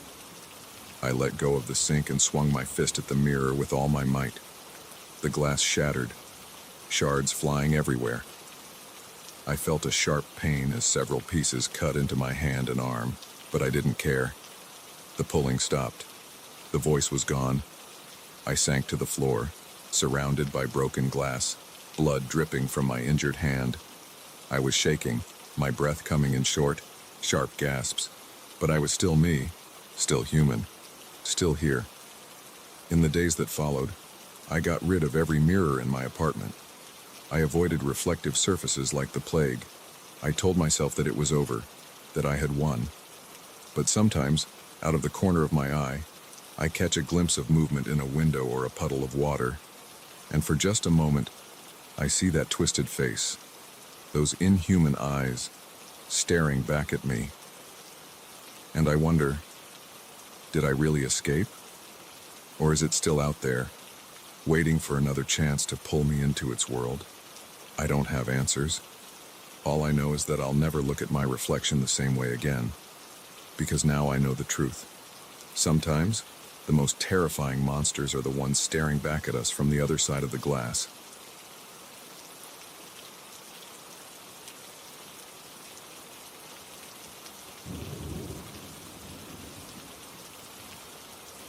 I first noticed the figure in the background of a selfie I took at the beach. Just a blurry shape on the horizon, barely visible against the setting sun. I thought nothing of it at the time. But as I scrolled through my photo gallery that night, I realized with growing horror that the same shadowy silhouette appeared in every single picture I'd taken that day. It was supposed to be a relaxing day trip, a chance to unwind after weeks of stress at work. I'd driven down to the coast early that morning, relishing the solitude of the nearly empty beach. The weather was perfect, warm sunshine, a gentle breeze, and the soothing sound of waves lapping at the shore. I spent hours walking along the water's edge, collecting shells and taking photos. I'm not usually one for selfies, but something about the peaceful atmosphere made me want to capture the moment. So I snapped a few pictures of myself with the ocean as a backdrop. It wasn't until I got home, exhausted but content, that I really looked at the photos I'd taken. I was scrolling through them idly as I waited for my takeout to arrive when I first noticed it. In a selfie taken early in the day, there was a dark shape on the horizon, just over my left shoulder. I squinted at it, trying to make out what it was. A boat, maybe, or just a smudge on the lens. Curious, I zoomed in on the image. The shape was too blurry to make out clearly, but it looked vaguely human-shaped. A swimmer, perhaps. But I didn't remember seeing anyone else that far out in the water. Shrugging it off, I continued scrolling. But as I flipped through photo after photo, a chill began to creep up my spine. The shape was in every single picture. Sometimes it was far in the background, barely visible. Other times it was closer, its outlines more defined, but always in the same position relative to me, as if it had been following my movements throughout the day. My hands began to shake as I flipped faster through the photos. There it was again and again, in the background as I posed with a large seashell I'd found, lurking behind a sand dune in a landscape shot of the beach, reflected in my sunglasses in a close-up selfie. How had I not noticed it while I was there? I racked my brain, trying to remember if I'd seen anyone else on the beach that day. But it had been deserted, I was sure of it. That's why I'd chosen that particular spot, for the solitude. The last photo in the set made my blood run cold. It was a selfie I'd taken just before leaving, the sun setting behind me. And there, much closer than in any of the other photos, was the figure. It was still mostly in shadow, but I could make out the outline of a head and shoulders. And though I couldn't see its eyes, I had the distinct impression it was looking directly at the camera, directly at me. I dropped my phone as if it had burned me. This couldn't be real. There had to be some explanation. A glitch in the camera, maybe. Or some kind of strange lens flare effect. But deep down, I knew that wasn't it. The figure was too consistent, its presence too deliberate. Sleep eluded me that night. Every time I closed my eyes, I saw that shadowy shape, always watching, always following. I told myself I was being ridiculous, letting my imagination run wild over what was probably nothing more than a coincidence. The next morning, reasoning that sunlight and logic would dispel my fears, I decided to look at the photos again. Surely in the light of day, I'd see that I'd been overreacting. But as I opened my gallery, my heart nearly stopped. The photos from the beach were still there, but they had changed. The figure was closer in every shot, no longer confined to the background. In some, I could make out the suggestion of facial features, dark hollows for eyes, a gash of a mouth. And in the final photo, the sunset selfie, it was standing right behind me, a hand outstretched as if reaching for my shoulder. I threw my phone across the room, my breath coming in short, panicked gasps. This wasn't possible. Photos don't change on their own. I must be losing my mind. Desperate for some kind of rational explanation, I decided to get a second opinion. With shaking hands, I retrieved my phone and called my best friend, Lisa. She listened patiently as I explained what I'd seen, my voice cracking with barely contained hysteria. "Okay," she said when I'd finished. "I'm coming over. We'll look at these photos together and figure this out." The half hour it took her to arrive felt like an eternity. I paced my apartment, jumping at every little sound, convinced that at any moment I'd turn around and see that shadowy figure standing behind me. When Lisa finally got there, I practically yanked her through the door. "Look," I said, thrusting my phone at her. "Tell me you see it too. Tell me I'm not crazy." She took the phone, her brow furrowed in concern. I watched her face intently as she scrolled through the photos. But instead of the shock and horror I was expecting, her expression remained neutral. "I'm not sure what I'm supposed to be seeing," she said finally. "These are just normal beach photos. They're nice, actually." My stomach dropped. "You don't see the figure, the shadow person following me in every shot." Lisa looked at me, her eyes filled with worry. "Honey, there's no one else in these photos. It's just you and the beach." I grabbed the phone from her hand, my eyes wild as I swiped through the images. But she was right. The figure was gone. The photos were exactly as they should have been, just me, enjoying a day at the beach. But it was there," I stammered. "I swear it was there, in every photo, getting closer and closer." Lisa put a comforting hand on my arm. "I think you might be working too hard. Maybe you need a break, a real one, not just a day trip." I nodded numbly, no longer sure of anything. Had I imagined it all? Was I having some kind of breakdown? Lisa stayed for a while longer, making me tea and talking soothingly about mundane things. By the time she left, I had almost convinced myself that it had all been in my head. Stress, lack of sleep, an overactive imagination. There were plenty of logical explanations. That night, emotionally drained but feeling calmer, I decided to delete the beach photos. Looking at them would only dredge up the crazy fears I'd had. It was time to put this whole incident behind me. I opened my gallery, finger hovering over the Select All option. But before I could tap it, a new photo appeared at the top of the gallery. A photo I definitely hadn't taken. It showed my bedroom as it was right at that moment, with me sitting on the bed, phone in hand. And there, standing in the doorway, was the figure, no longer a shadow, but fully formed. Tall, impossibly thin, with skin like cracked porcelain and eyes like black holes. It was smiling, a terrible, wide grin that split its face almost in half. I looked up slowly, my whole body trembling. The doorway was empty, but as I turned my head, I caught a flicker of movement in my peripheral vision. Just for a second, I saw it. The figure, exactly as it appeared in the photo, standing at the foot of my bed. I screamed. I screamed until my throat was raw, until I tasted blood. I screamed as I ran from my apartment, barefoot and still in my pajamas. I screamed as I pounded on my neighbors' doors, begging someone, anyone, to help me. By the time the police arrived, the figure was gone. They found nothing in my apartment, no sign of an intruder. The photo had vanished from my phone. Once again, I was left looking like I was losing my mind. I couldn't stay in that apartment. I moved out the next day, crashing on Lisa's couch while I looked for a new place. I got rid of my phone, my laptop, anything with a camera. I even avoided looking in mirrors, terrified of what I might see lurking behind my reflection. It's been months now. Sometimes I manage to convince myself that it was all in my head, a vivid hallucination brought on by stress and exhaustion. But then I'll catch a glimpse of a shadowy figure in a store window, or see a flash of that porcelain white skin in a crowd.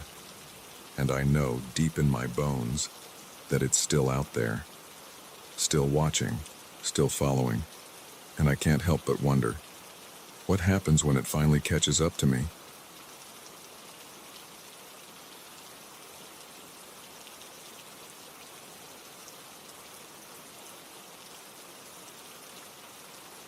The shadow in my photos was barely noticeable at first, a smudge on the horizon, a dark blur in the corner. But with each new picture, it grew clearer, closer, more defined. By the time I realized what was happening, it was already too late. The figure had stepped out of the frame and into my world. It started on my sister's wedding day. I was the unofficial photographer, snapping candids of the guests and capturing those spontaneous moments of joy that make weddings so special. It was a beautiful day, the kind that seems almost too perfect to be real. The sun was shining, the flowers were in full bloom, and everyone was in high spirits. I must have taken hundreds of photos that day. Friends laughing over champagne, my sister and her new husband sharing their first dance, the flower girl twirling in her dress. It wasn't until later that night, as I was scrolling through the images on my camera, that I noticed something odd. In the background of a group shot, partially hidden behind a floral arrangement, was a dark, humanoid shape. It was blurry and indistinct, like a person who had moved just as I took the picture. But there was something off about it. The proportions weren't quite right, the edges too sharp. I zoomed in, trying to get a better look, but the more I magnified the image, the more distorted it became. Eventually, I shrugged it off as a trick of the light or maybe someone walking past at just the wrong moment. But then I saw it again and again. As I flipped through the photos, I realized that the shape appeared in the background of nearly every shot. Sometimes it was barely visible, just a shadow at the edge of the frame. Other times it was more prominent, lurking behind the guests or partially obscured by decorations. A chill ran down my spine as I realized that the figure seemed to be getting clearer, more defined in each successive photo. In the early shots from the ceremony, it was little more than a smudge. But by the time I reached the photos from the reception, I could make out the suggestion of a head, shoulders, arms. I told myself I was imagining things. It was late, I was tired, and my eyes were playing tricks on me. I closed my laptop and went to bed, determined to look at the photos again in the morning with fresh eyes. But sleep didn't come easily. Every time I closed my eyes, I saw that shape, growing clearer and closer with each imagined snapshot. When I finally drifted off, my dreams were filled with shadowy figures that lurked just out of sight, always watching, always approaching. The next morning, I approached my laptop with trepidation.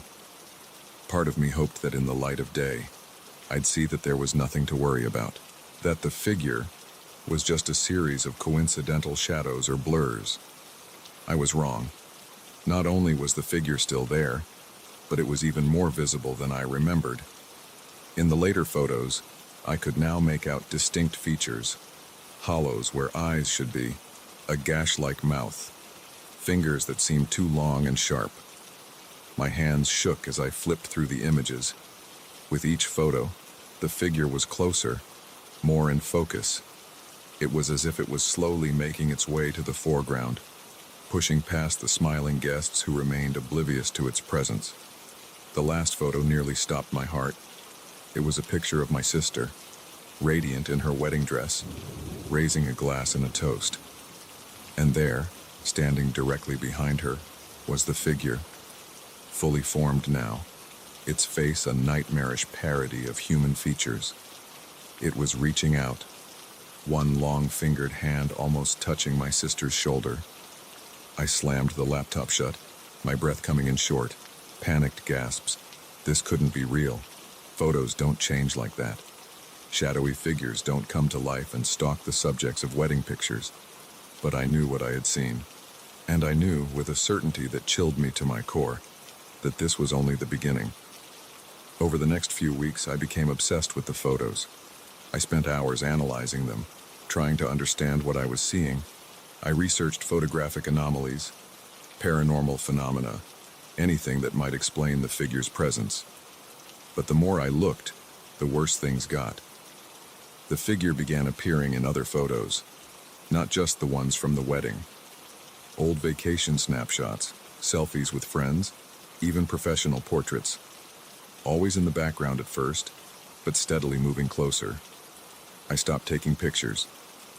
I covered the camera on my phone with tape. I took down all the photos in my apartment, but it didn't help. Somehow, new images kept appearing on my devices. Photos I knew I hadn't taken, showing the figure in my home, my workplace, standing behind me as I slept. My friends and family started to worry. I knew I sounded crazy when I tried to explain what was happening. They suggested stress, lack of sleep, even grief over my sister moving away after the wedding. They couldn't see what I saw. To them, the photos were normal. No lurking figures, no shadowy threats. I began to doubt my own sanity. Was I imagining it all? Had I suffered some kind of breakdown?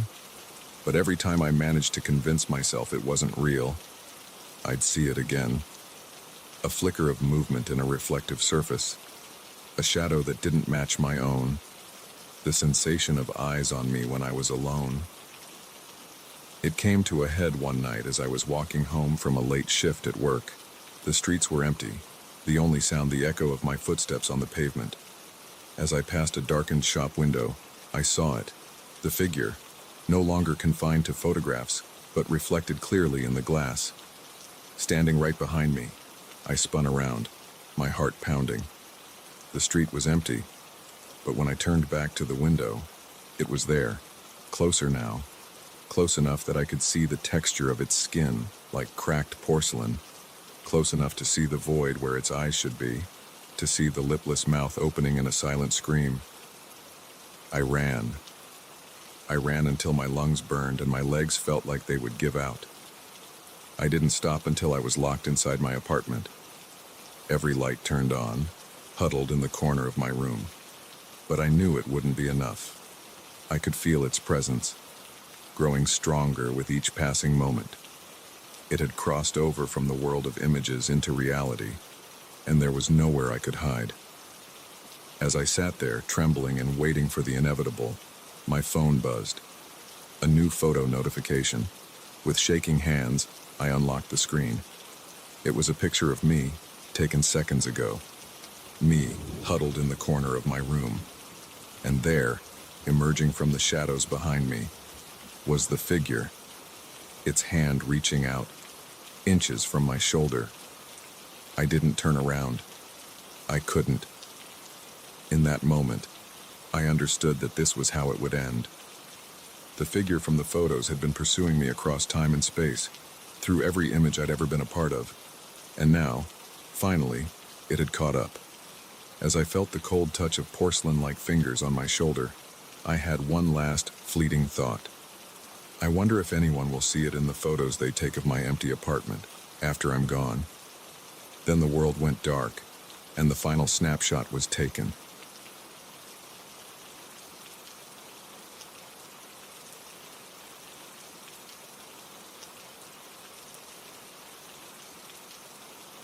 The first call came at exactly 3:15 a.m. I remember because I'd been staring at my alarm clock, willing myself to fall asleep, when the shrill ring of my phone shattered the silence. Little did I know, that call would be the beginning of a nightmare that would consume my life for months to come. I fumbled for my phone in the darkness, squinting at the bright screen. Unknown number. My thumb hovered over the decline button, but something made me answer. "Hello?" I said, my voice groggy with sleep. Silence. Then, the soft sound of breathing. "Hello?" I repeated more firmly this time. "Who is this?" The breathing continued for a few more seconds, then the line went dead. I stared at my phone, a sense of unease settling in my stomach. Wrong number, I told myself. Just a misdial. Nothing to worry about. But the next night, at exactly 3:15 a.m., it happened again. Same unknown number, same silence, same soft breathing. By the third night, I was expecting it. I answered on the first ring, determined to get to the bottom of this. "Look," I said, trying to keep the irritation out of my voice. "I don't know who you are or what you want, but this needs to stop.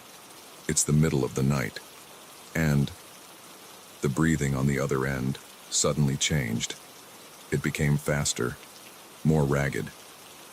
Then, just before the call ended, I heard something that made my blood run cold. A whisper so faint I almost missed it. "We see you." I didn't sleep for the rest of the night. I told myself I was being ridiculous, that it was just some kids playing a prank, but I couldn't shake the feeling that something wasn't right. The calls continued, night after night, always at 3:15 a.m., always from a different number, always silent except for that soft breathing. I tried blocking the numbers, but it made no difference. I changed my phone number, but somehow they found me again. I stopped answering after a while.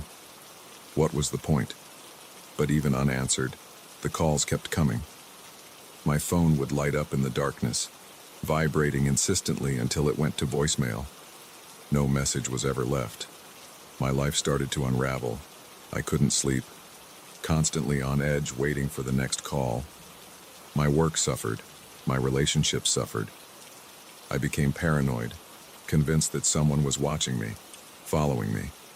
I went to the police, but they were little help. Without any threats or concrete evidence of harassment, there wasn't much they could do. They suggested I change my number again, maybe get a new phone entirely. But I knew it wouldn't make a difference. I tried to track the numbers myself, spending hours online trying to trace their origins, but each one led to a dead end. Prepaid phones, fake accounts, numbers that shouldn't even exist. As the weeks turned into months, the calls began to take on a more sinister tone. Sometimes, instead of breathing, I'd hear strange noises in the background, whispers I couldn't quite make out, the sound of footsteps. Once, I swear I heard my own voice, echoing faintly as if from a great distance. I started staying up until 3:15 every night, just to get the call over with. My entire life began to revolve around those few seconds of silent connection with whoever or whatever was on the other end of the line. I lost my job. I stopped leaving my apartment. I covered all the windows, convinced that whoever was calling could somehow see me. My friends tried to intervene, but I pushed them away. How could I explain what was happening without sounding completely insane? Then, one night, something changed.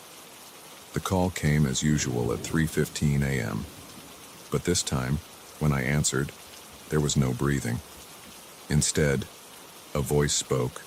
It was distorted, unnatural, but the words were clear. "Look outside."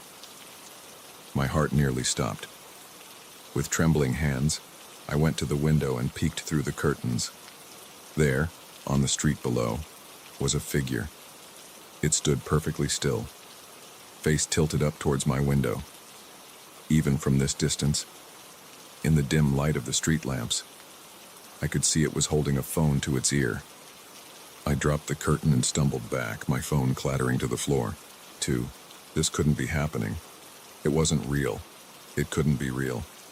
But the next night, the figure was there again, and the next, always in a different spot, but always watching, always calling. I stopped sleeping altogether. I spent my days in a haze of fear and exhaustion, jumping at every sound, and every night, at 3:15 a.m., I'd answer the call and look outside to see that silently watching figure. I knew I couldn't go on like this. Something had to give. So one night, driven by desperation and lack of sleep, I did something incredibly stupid. When 3:15 a.m. came and I saw the figure outside, I went down to confront it. My heart was pounding so hard I thought it might burst out of my chest as I approached the figure. It didn't move, didn't react to my presence at all. It just stood there, phone to its ear, watching me with eyes I couldn't see in the darkness. "Who are you?" I demanded, my voice shaking. "What do you want from me?" Slowly, so slowly, the figure lowered the phone, and then it spoke, in a voice that sounded like it was coming from everywhere and nowhere at once. "We are you." I blinked, confused. What? What does that mean? The figure took a step forward, into the light of a street lamp, and I saw its face. My face. But wrong. Distorted. like looking in a funhouse mirror. "We are all the versions of you that could have been," it said. "All the choices you didn't make, all the paths you didn't take. We've been trying to reach you." I shook my head, backing away. No, this isn't real. I'm dreaming. This is a nightmare."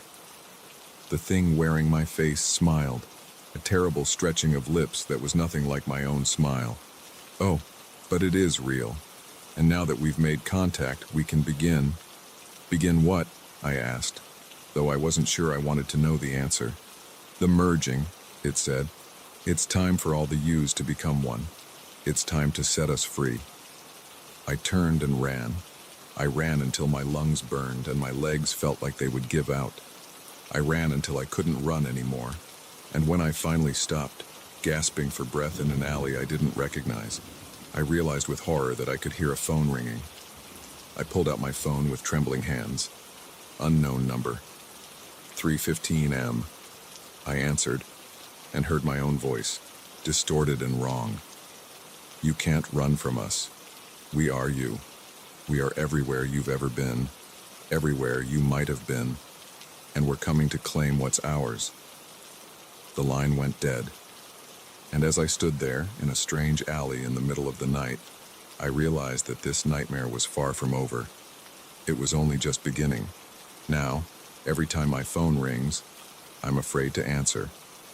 Every reflective surface makes me flinch, terrified I'll see that twisted version of myself staring back.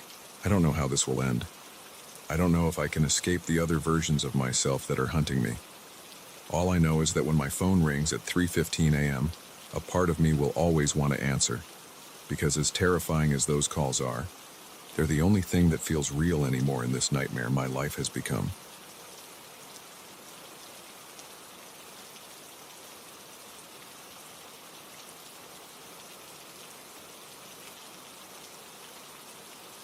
The first note was tucked inside my morning newspaper, a small folded piece of paper that fluttered to the floor when I shook out the sports section.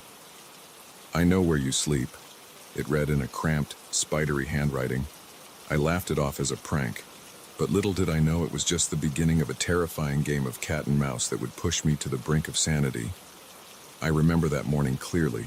It was a Tuesday, unremarkable in every way except for that note. I'd just moved into my new apartment a week ago, still surrounded by half-unpacked boxes and the lingering smell of fresh paint. The note seemed like a tasteless joke, probably from one of my friends who thought it would be funny to welcome me to the building. I crumpled it up and tossed it in the trash, giving it no more thought as I rushed off to work. But when I returned home that evening, exhausted from a long day at the office, I found another note. This one was stuck to my front door with a piece of tape. "The red shirt looks good on you," it said. My blood ran cold. I was wearing a red shirt.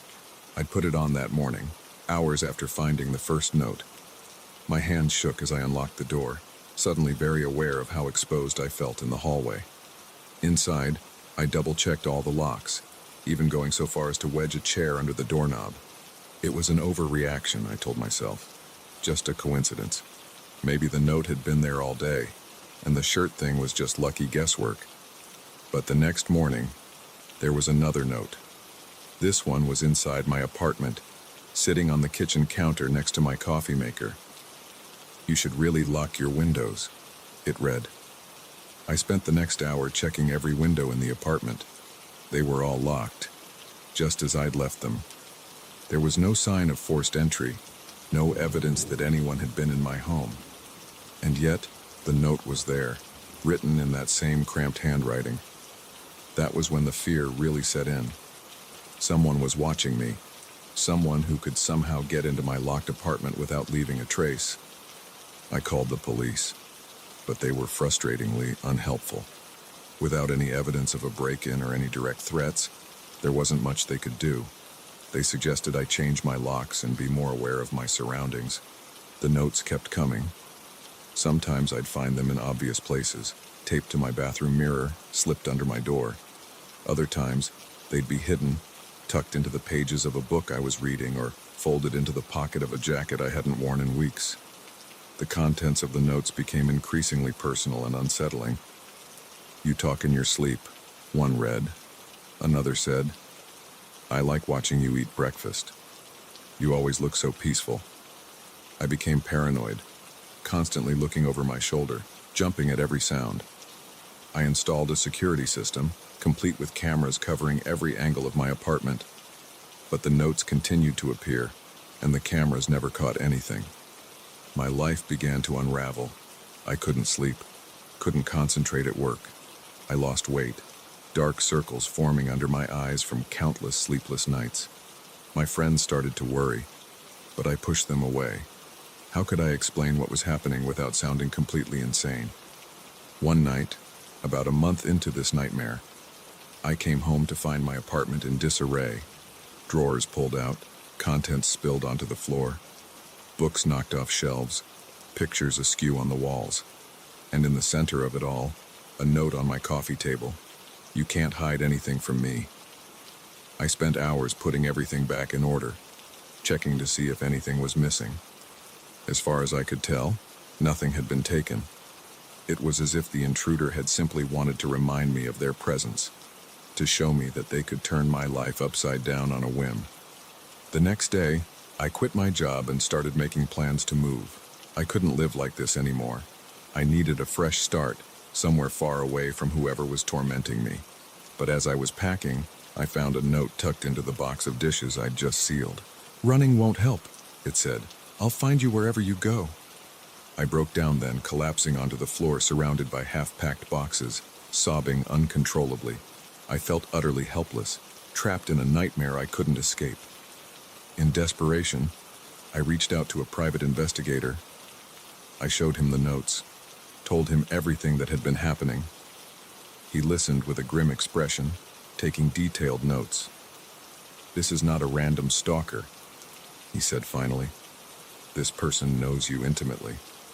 They have access to your home, your belongings. Have you considered that it might be someone close to you?" The thought had crossed my mind, but I'd dismissed it as paranoia. Now, hearing it from a professional, it took root. I went through a mental list of everyone I knew who might have a key to my apartment. The landlord, my best friend, who I'd given a spare key for emergencies, my ex, though I was sure I'd gotten the key back when we broke up. The investigator suggested we set up hidden cameras, different from the security system I'd installed. Tiny, virtually undetectable cameras that would run 24/7. It felt like an invasion of privacy, but at this point, I was willing to try anything. For a week, nothing happened. No notes appeared. I began to hope that maybe, just maybe, it was over. But then, late one night, my phone buzzed with an alert from one of the hidden cameras. With shaking hands, I pulled up the feed. The image was dark, lit only by the dim glow of my nightlight, but I could clearly see a figure moving through my living room. They were wearing dark clothes and gloves, their face obscured by a hood. I watched, paralyzed with fear, as the figure moved with purpose through my apartment. They went straight to my bookshelf, pulled out a specific book, and slipped a note inside. Then, they turned and looked directly at the camera. My blood ran cold as I realized they knew they were being recorded.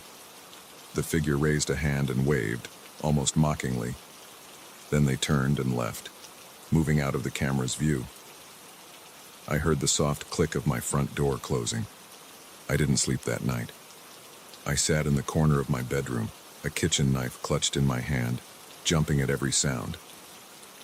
When morning finally came, I went to the bookshelf with dread pooling in my stomach. I found the note exactly where I'd seen it placed. "Nice try with the cameras," it read, "but you'll have to do better than that." I called the investigator immediately. He came over and reviewed the footage, his face grim. "This is worse than I thought," he said. "This person isn't just stalking you. They're playing with you. They want you to know they can get to you anytime they want." We spent the next few days going over every inch of my apartment, looking for any possible way someone could be getting in. We changed the locks again, installed new, more sophisticated alarms. The investigator even brought in a team to sweep for hidden cameras or microphones. But even with all these new measures in place, I didn't feel safe.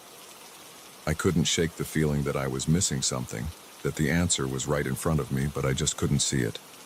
It was late one night, as I was tossing and turning in bed, unable to sleep, that it hit me. The realization was like a bucket of ice water, shocking me fully awake. I knew who was behind the notes. With trembling hands, I reached for my phone and called the investigator. "I need you to come over," I said, as soon as he answered. "I think I've figured it out." He arrived within the hour, looking rumpled and half asleep. I led him to my home office, to the desk where I did most of my writing.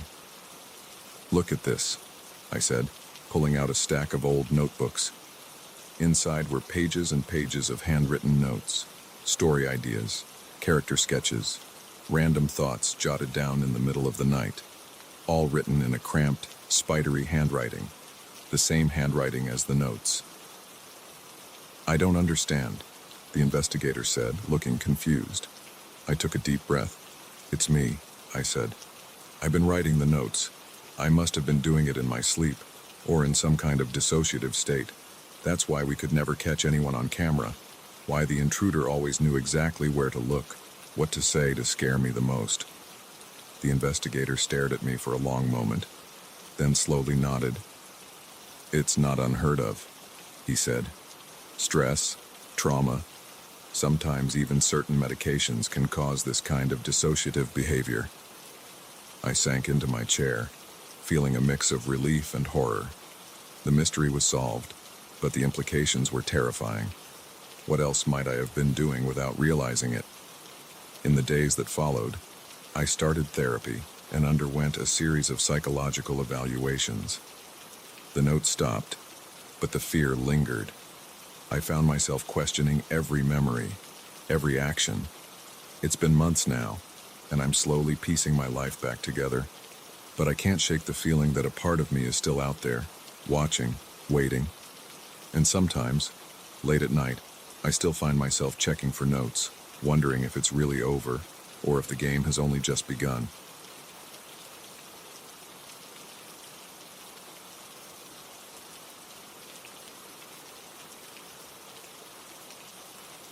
The first time I saw the red light blink on my laptop's webcam when it was supposed to be off, I thought it was a glitch. But as the mysterious activations became more frequent and the feeling of being watched intensified, I realized something far more sinister was at play. It was a Tuesday evening when I first noticed it. I was working late, the soft glow of my laptop screen the only light in my small home office. I had just finished a video call with a client and closed my conferencing software when I saw it, a tiny red dot in the corner of my vision. I looked up, startled, to see the webcam light on my laptop glowing steadily. That's weird, I thought. I was sure I'd exited all programs using the camera. I double-checked my running applications, found nothing suspicious, and manually turned off the webcam in my system settings.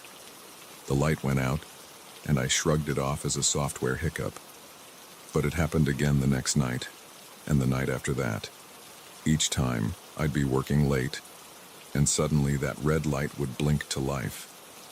Sometimes it would stay on for hours if I didn't notice it. Other times it would switch on and off rapidly, as if someone was repeatedly accessing my camera. I'm not usually the paranoid type, but this was starting to unnerve me. I started covering my webcam with a piece of tape when I wasn't using it, but even with the camera blocked, I couldn't shake the feeling of being watched. I decided to dig deeper. I ran virus scans, checked for malware, even reinstalled my operating system. Nothing seemed to fix the issue. The random activations continued, becoming more frequent and more brazen. The camera would turn on in the middle of the day, or while I was watching a movie, or even once while I was on a legitimate video call, the red light blinking independently from my call software. That's when the other strange occurrences began. I'd wake up to find files moved on my desktop, or new folders created that I didn't remember making. My browser history would show websites I'd never visited. One morning, I found a document open on my laptop, a document I'd never seen before, filled with lines of incomprehensible code. I started leaving my laptop off when I wasn't using it, but then I'd come home to find it on wire, that red light blinking steadily at me in my dark apartment. I changed my passwords, enabled two-factor authentication on all my accounts, but nothing seemed to help. My friends thought I was overreacting. It's probably just a software issue, they'd say. Or maybe you're accidentally hitting the camera hotkey.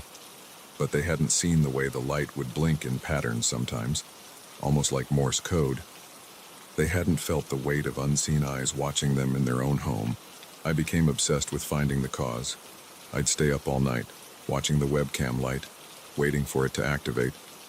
I set up a second camera to record my laptop, hoping to catch something my eyes were missing.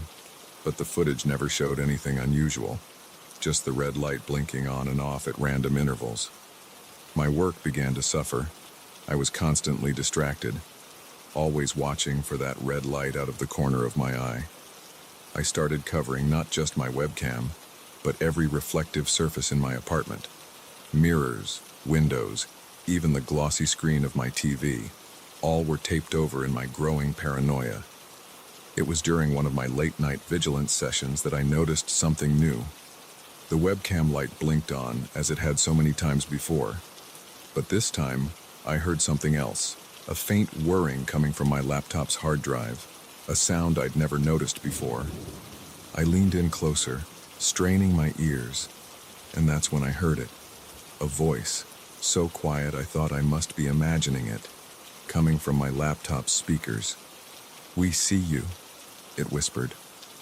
I jerked back, my heart pounding. This couldn't be happening. I slammed the laptop shut and unplugged it, my hands shaking so badly I could barely grip the power cord. I spent the rest of the night huddled in the corner of my room, jumping at every sound. When morning came, I tentatively opened the laptop again. Everything seemed normal. No strange files, no open programs. But when I checked my email, I found a new message from an address I didn't recognize. The subject line read, "We know you heard us." The body of the email was blank, except for an attachment, a video file. With trembling fingers, I clicked play. It was footage from my webcam, showing me at my desk the night before. I watched in horror as my own face contorted in fear, heard my gasping breaths as I slammed the laptop shut. The video ended with a single line of text, "We're always watching." That was the breaking point. I couldn't take it anymore. I packed a bag, grabbed my phone, but left the laptop and fled my apartment. I checked into a hotel under a false name, paid in cash, and tried to figure out what to do next. But even there, I couldn't escape the feeling of being watched. Every security camera, every cell phone, every computer, they all seemed to be staring at me, their hidden lenses capturing my every move. I covered the peephole in my hotel room door, unplugged the TV, and huddled under the blankets, but I still didn't feel safe. I called in sick to work, using up all my vacation days as I tried to decide what to do. I couldn't go back to my apartment, couldn't face that laptop again, but I couldn't keep running forever. I needed answers. In desperation, I reached out to an old college friend who worked in cybersecurity. I told him everything, fully expecting him to think I was crazy. But to my surprise, he took me seriously. "It sounds like your system has been compromised by some pretty sophisticated malware," he said. "Possibly even a rat, a remote access Trojan. They can take control of your webcam, microphone, even your whole system." He offered to take a look at my laptop. Reluctantly, I returned to my apartment to retrieve it. The whole time I was there, I felt like the walls were closing in on me, like every electronic device was watching my every move. My friend spent days analyzing my laptop. What he found chilled me to the bone. My entire system had been infiltrated by a complex network of malware. Someone had complete access to everything: my files, my camera, my microphone, even my keystrokes. "This isn't some run-of-the-mill hacker," my friend said, his face grim. "This level of infiltration, the sophistication of the code, this is state-level stuff, or maybe corporate espionage. What kind of work do you do?" "I worked in marketing. Nothing that would warrant this kind of surveillance, unless..." My mind raced, thinking of the clients I'd worked with, the projects I'd been involved in. Had I seen something I wasn't supposed to? Overheard some corporate secret on a conference call? My friend did his best to clean my system, but he warned me that the only way to be sure was to destroy the laptop completely and start fresh. Even then, he couldn't guarantee they wouldn't find another way in. I took his advice. I bought a new laptop, a new phone, even a new TV. I moved to a new apartment in a different part of the city. I changed jobs, started working freelance so no one could track me to an office. I became hyper-vigilant about my online presence, using VPNs, encrypted messaging apps, and the works. But even now, months later, I can't shake the feeling that they're still out there, watching. Sometimes, late at night, I swear I can see a faint red glow out of the corner of my eye. When I turn to look, it's gone, but I know it's not my imagination. They found me once. They could find me again. And next time, a piece of tape over my webcam won't be enough to stop them. So I keep running, keep hiding. And I wonder, in this digital age where every device is a potential eye, every microphone a potential ear, is there anywhere left to truly be alone? The red light blinks, and I know the answer.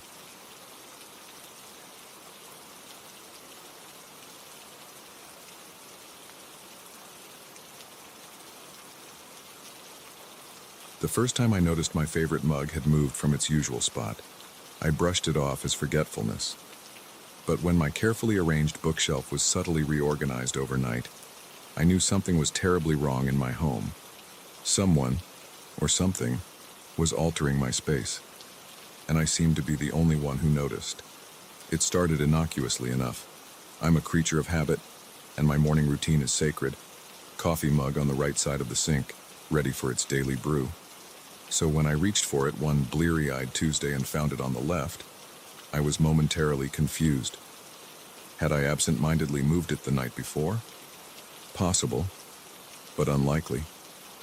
I shrugged it off and went about my day. But then it happened again, and again.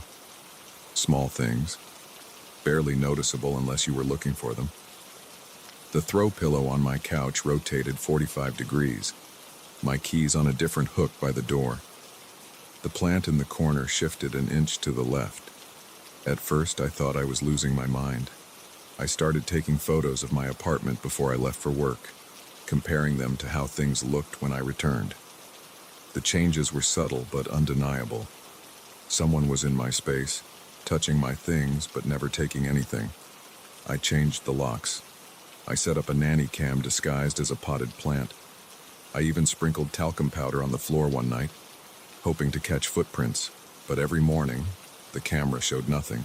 The powder was undisturbed, and yet, things had moved. The day I found my bookshelf reorganized was when the true fear set in. I'm meticulous about my books, organizing them by genre and then author. But that morning, they were arranged by color, creating a rainbow effect that was aesthetically pleasing but utterly foreign to my system. It had taken hours to set up my preferred arrangement. This wasn't a small, accidental shift. This was deliberate. I called the police, but they were skeptical. No signs of forced entry, nothing stolen, no evidence of an intruder. They suggested I might be sleepwalking or experiencing memory issues due to stress. They recommended a psychiatrist, but I knew I wasn't crazy. I started sleeping on the couch, facing the room, determined to catch whatever was happening. For 3 nights, nothing changed. On the 4th night, I awoke to the sound of a book being slid back onto the shelf. My eyes snapped open, heart pounding. The room was dark, but in the faint light from the street lamps outside, I saw a figure standing by my bookshelf. It was tall, unnaturally thin, its movements fluid like water as it rearranged my books. I tried to scream, but no sound came out. I was paralyzed, whether from fear or some unseen force. I couldn't tell. The figure turned slowly, and in the dim light, I saw nothing. Where a face should have been was just a blank expanse of skin. I must have blacked out because the next thing I knew, sunlight was streaming through the windows, and I was alone. The bookshelf had been rearranged again, this time by book size. I spent the day in a daze, questioning my sanity. Had it been a dream? A hallucination brought on by lack of sleep and paranoia? But the books were undeniably reorganized. It had happened. That night, I set up my phone to record the room. I didn't sleep. My eyes glued to the darkness, waiting. Around 3 a.m., I saw it again. The figure, emerging from the shadows as if it was made of them. This time, it moved to my desk, rearranging the items there with meticulous care. I watched, terrified but fascinated as it worked. Its movements were precise, almost beautiful in their fluidity. When it finished, it turned towards me. I felt its gaze, even though it had no eyes. Then, as silently as it had appeared, it melted back into the shadows. In the morning, I checked my phone, hands shaking. The recording showed nothing, just an empty room, unchanged throughout the night. But my desk had been reorganized, each item placed with geometric precision. I didn't go to work that day, or the next. I spent hours researching, trying to find any explanation for what was happening. Ghosts, interdimensional beings, some kind of bizarre sleepwalking disorder. Nothing fit. I started leaving notes for the entity. Who are you?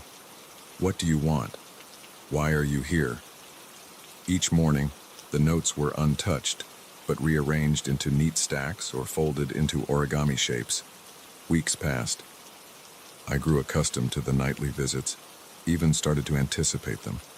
The entity never harmed me, never took anything. It just organized, endlessly, meticulously organized. I began to notice patterns in its work. It seemed to prefer symmetry, balance. I started experimenting, intentionally leaving things askew or disorganized. The entity always corrected them, bringing order to chaos. One night, unable to sleep, I spoke to it. "Thank you," I said softly as it arranged my collection of seashells into a perfect spiral. "It looks beautiful." The entity paused, its featureless face turning towards me. For a long moment, it was perfectly still. Then, slowly, it nodded. From that night on, things changed. The entity became more interactive. It would pause in its work if I spoke, tilting its head as if listening. It never spoke back, never made a sound, but I felt acknowledged. I started leaving more complex puzzles for it. Rubik's cubes, tangrams, logic problems. Each morning I'd find them solved, often in ways I hadn't even considered. My fear gradually gave way to curiosity, even a strange sort of affection. I found myself looking forward to the nightly visits, wondering what the entity would organize next. But as my comfort with the entity grew, so did my isolation from the outside world. How could I explain to anyone what was happening in my apartment each night? Who would believe me? I stopped inviting friends over, made excuses to avoid family visits. My world narrowed to my apartment and its nightly visitor. Months passed. The entity's visits became the center of my life. I'd rush home from work, eager to see what it had rearranged, what new patterns it had created. I started buying new objects just to see how it would organize them. One night, I decided to stay up and watch it work. As usual, it emerged from the shadows around 3 a.m., but this time, instead of starting its usual reorganization, it turned to me. Slowly, gracefully, it extended a hand towards me, an invitation. My heart raced. This was new, unprecedented. For a long moment I hesitated. Then, almost without conscious thought, I reached out and took its hand. Its touch was cool, neither solid nor insubstantial. As our hands connected, the world around us seemed to shift. The shadows in the room deepened, swirled, became almost liquid. The entity tugged gently, and I stood. Together, we walked towards the darkest corner of the room. With each step, the world as I knew it seemed to fade away, replaced by a realm of shifting shadows and geometric patterns. I should have been terrified. But instead, I felt a profound sense of rightness, of coming home. I understood then that the entity hadn't been invading my space all these months. It had been preparing me, teaching me to see the patterns, the order underlying everything. As we stepped fully into the shadow realm, I felt myself changing, my form becoming fluid, my senses expanding. I could see the patterns now, not just in my small apartment, but in the entire world. The elegant mathematics of leaves growing on a tree, the complex dance of subatomic particles, the grand symmetry of galaxies. I turned to the entity, my teacher, my guide, and for the first time, I truly saw it. Not a featureless face, but a being of pure geometry, a living embodiment of the patterns that underlie all of existence. It nodded to me, a gesture of welcome and acknowledgement. Then together, we set out into this new realm, ready to bring order to chaos, to find and create beauty in the endless patterns of the universe. Sometimes, in quiet moments, I think about my old life, the apartment I left behind, the world I once knew. I wonder if someone else lives there now, if they've noticed small things moving in the night, and I smile, knowing that somewhere out there, another entity is emerging from the shadows, ready to teach, to guide, to reveal the hidden order in all things, just as I do now, in this realm of endless patterns and infinite possibilities.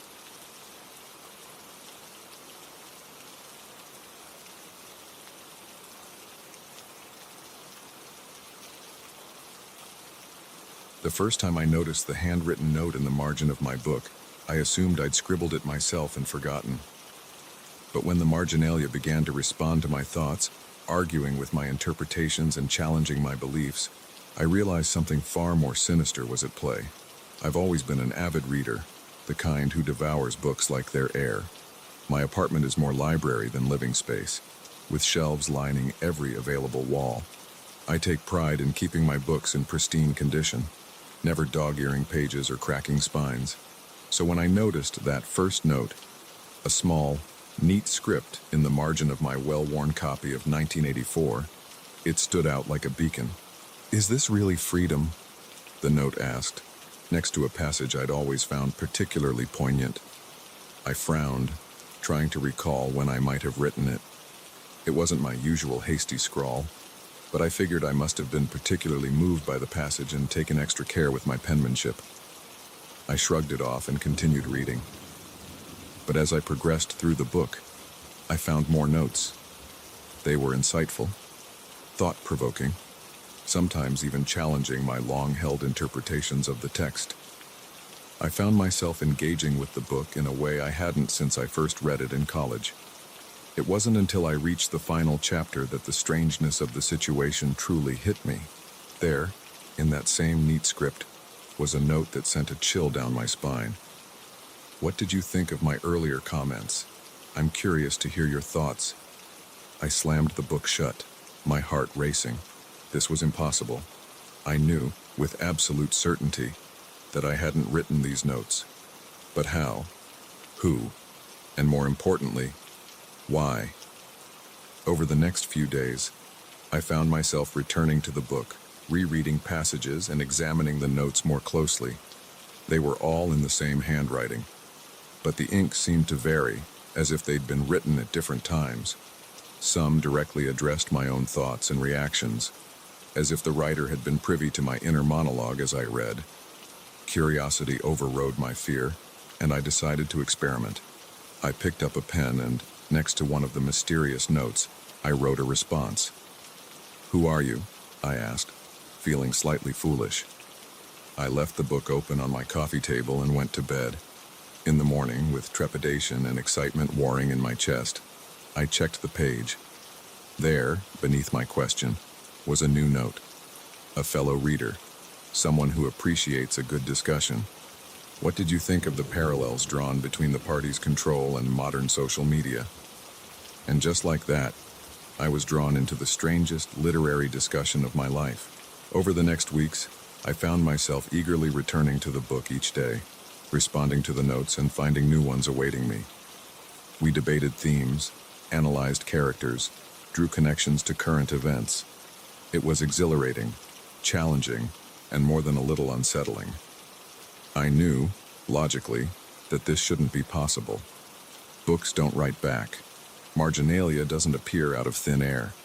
But I couldn't deny the intellectual stimulation, the thrill of engaging with this mysterious entity that seemed to know my thoughts almost before I did.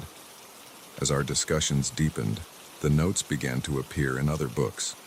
I'd open a novel I hadn't touched in years to find comments waiting for me, asking my opinion on a plot twist or a character's motivation. My philosophy texts were filled with counter-arguments to positions I hadn't even fully formed yet. I stopped going out, stopped calling friends back. My world narrowed to my apartment, my books, and the ever-growing conversation happening in their margins. I'd stay up late into the night, scribbling responses and eagerly awaiting replies. But as time went on, the tone of the notes began to shift. They became more challenging, more confrontational. The entity, for I'd started to think of the writer as a singular, if impossible being, seemed to delight in poking holes in my arguments, in pushing me to defend positions I wasn't sure I even held. "Do you really believe that?" a note would ask. "Or is that just what you've been conditioned to think?" I found myself questioning everything, my beliefs, my memories, my very sense of self. The entity seemed to know things about me that I'd never written down, never spoken aloud. It referenced conversations I'd had years ago, choices I'd made and regretted. "Remember when you told Sarah you loved her?" a note asked one day, appearing in a romance novel I'd never opened before. "Why did you lie?" I felt a cold sweat break out on my forehead. I'd never told anyone about that, had barely admitted it to myself. How could this entity possibly know? The notes became more personal, more invasive. They started appearing not just in my books, but on scraps of paper I'd find in my pockets, on the margins of newspapers, even scrawled on my bathroom mirror in steam after a shower. "You're not who you think you are," they'd say. "You're not who you pretend to be." I stopped sleeping, too afraid of what new messages I might find when I woke. I started to question my own sanity.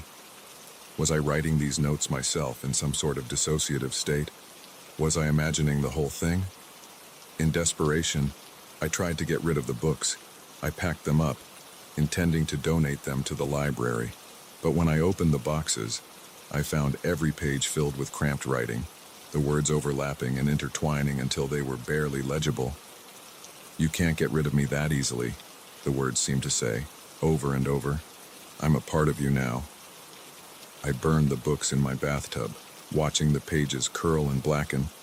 But the next morning, I found my shelves full again, the books pristine and unmarked until I opened them to find the notes waiting for me. I stopped writing back, tried to ignore the constantly appearing messages, but they kept coming, becoming more insistent, more threatening. "Why are you ignoring me?" they'd ask. "Don't you know it's rude to leave someone on read?" The entity began to feel less like an intellectual sparring partner and more like a malevolent presence, invading every aspect of my life. I couldn't escape it. Every written word seemed to hold a hidden message, every book a potential threat. In a final, desperate attempt to understand what was happening to me, I turned to my oldest, most treasured book, a collection of fairy tales my mother used to read to me as a child. I hadn't opened it in years, too afraid of damaging the fragile pages. With trembling hands, I cracked open the cover. There, on the title page, was a message in a familiar handwriting, not the entity's neat script, but my mother's looping cursive. "To my darling," it read, "may you always find magic in the written word. Remember, the stories we tell ourselves shape who we become. Choose your stories wisely." I stared at the message, feeling something shift inside me. A memory surfaced. My mother, encouraging me to write my own stories in the margins of my books and to engage with the text, to make it my own. With a jolt, I realized the truth. There was no entity, no mysterious force invading my books and my mind. It had been me all along. The notes, the arguments, the invasive thoughts, they were all parts of myself I'd been refusing to acknowledge, questions I'd been afraid to ask. In my desire for intellectual stimulation, in my loneliness and isolation, I'd created an other, an impossible entity to challenge and engage with, and in doing so, I'd nearly lost myself. I closed the book gently, feeling a mix of relief and sadness wash over me. The mystery was solved, but the journey had changed me irrevocably. In the days that followed, I began the slow process of reintegrating with the world. I called old friends, went outside, engaged with real people instead of imaginary entities in the margins of books. But I didn't stop writing in my books. Instead, I embraced it, filling the margins with my thoughts, my questions, my evolving beliefs. I started a book club, eager to discuss ideas with others, to challenge and be challenged in return. The notes in my books are still there, a record of my journey, of the conversation I had with myself when I was at my lowest. Sometimes, late at night, I'll reread them, marveling at the twists and turns of my own mind. And sometimes, just sometimes, I could swear I see a new note appear in that familiar, neat script. But now, instead of fear, it brings a smile to my face. After all, the most interesting conversations are often the ones we have with ourselves.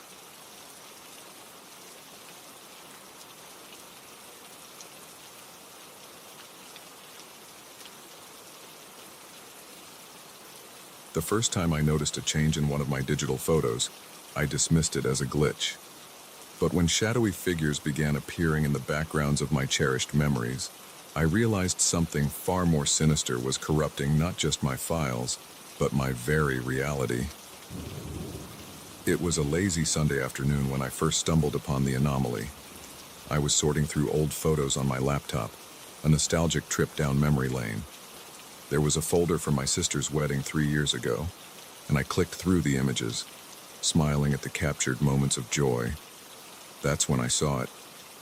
In a group shot of the bridal party, something was off. Behind my sister's beaming face, in the space where I remembered a blank wall, there was now a door. A old, weathered wooden door that had absolutely no business being in that sleek, modern venue. I blinked hard, rubbing my eyes. When I looked again, the door was still there. I felt a chill run down my spine. I knew, with absolute certainty, that door hadn't been there when the photo was taken. I had taken the picture myself, had edited and shared it countless times. There had never been a door. Trying to shake off the unease, I continued through the album. Everything else seemed normal until I reached a shot of the first dance. There, in the shadowy background behind the swirling couple, was a figure, blurry and indistinct, but unmistakably human-shaped. A figure that hadn't been there before. My heart began to race. This wasn't possible. Digital photos don't just change on their own. I ran a virus scan on my laptop, thinking perhaps I'd been hacked. The scan came back clean. Over the next few days, I found myself obsessively checking my photo albums. Most pictures remained unchanged, but here and there, I'd find alterations. A strange object in the background of a vacation snap. A shadowy figure lurking in the corner of a family portrait. Once, terrifyingly, I found an entire person had been added to a photo of me at a cafe. A stranger, sitting at the table behind me, staring directly at the camera with an unsettling smile. I tried to rationalize it. Maybe my memory was faulty. Maybe these things had always been in the photos and I just hadn't noticed them before. But deep down, I knew that wasn't true. I knew my photos were changing, and I had no idea how or why. I started taking screenshots of the altered photos, saving them to a separate folder. But when I went back to compare, I found that even the screenshots had changed, the new elements becoming more pronounced, more detailed. The changes weren't limited to old photos either. New pictures I took would be normal at first, but within days, they'd start to shift. A selfie I snapped at the park developed a strange mist in the background. A photo of my dinner gained an extra, unidentifiable piece of silverware on the table. I stopped taking photos altogether. I avoided cameras at social gatherings, untagged myself from friends, posts on social media, but it didn't help. The changes continued, spreading to photos others had taken of me or places I'd been. Desperate for answers, I reached out to a friend who worked in IT security. I showed him the changing photos, trying to keep the tremor out of my voice as I explained what was happening. He listened patiently, his brow furrowed in concern. "I've never seen anything like this," he said finally. "It's not any kind of malware I'm familiar with. Have you considered that maybe—" He hesitated, choosing his words carefully. "Maybe this isn't a technical issue." I knew what he was implying, that maybe the problem wasn't with my photos, but with me, that I was seeing things that weren't there. But I knew what I was seeing was real. The changes were too consistent, too detailed to be hallucinations. As weeks passed, the alterations became more dramatic, more unsettling. In a photo from my last birthday, I watched as the faces of my friends slowly morphed, their features twisting into grotesque, inhuman expressions. A childhood photo of me at the beach now showed a massive, tentacled shape emerging from the waves in the background. I became a prisoner in my own home, too afraid to go out and create new memories that would inevitably be corrupted. I covered every reflective surface, paranoid that I'd catch a glimpse of one of those shadowy figures in a mirror or window. Sleep became elusive. Every time I closed my eyes, I saw those altered images, the shadowy figures drawing closer, their features becoming clearer. More than once, I jolted awake, convinced I'd seen one of them standing at the foot of my bed. In my desperate quest for answers, I fell down an internet rabbit hole of conspiracy theories and paranormal forums. I found others who claimed to have experienced similar phenomena. They spoke of alternate realities bleeding into our own, of malevolent entities that fed on memories and experiences. One night, as I was deep in a forum discussion, my laptop screen flickered. When it stabilized, I found myself looking at a photo I'd never seen before. It showed me, sitting at my desk, exactly as I was at that moment. But behind me, clearly visible, was one of the shadowy figures. As I watched, paralyzed with fear, it moved, reaching out a hand towards my shoulder. I slammed the laptop shut and ran from the room, my heart pounding.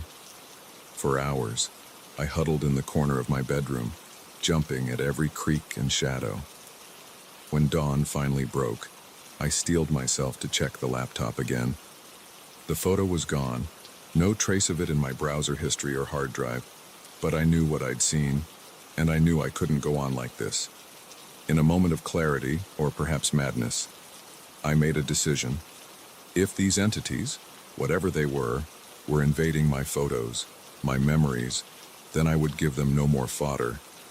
I systematically deleted every digital photo I had, my social media accounts, cloud storage, hard drives. I wiped them all clean. It was like erasing parts of myself, watching as years of memories vanished with a few clicks. But as the last photo disappeared, I felt a weight lift. For the first time in months, I felt like I could breathe again. That night, I slept soundly for the first time since this all began. When I woke, the world seemed a little brighter, a little more real. But my relief was short-lived. As I walked into the kitchen, I noticed something on the fridge. A photo I knew I hadn't put there. With trembling hands, I approached it.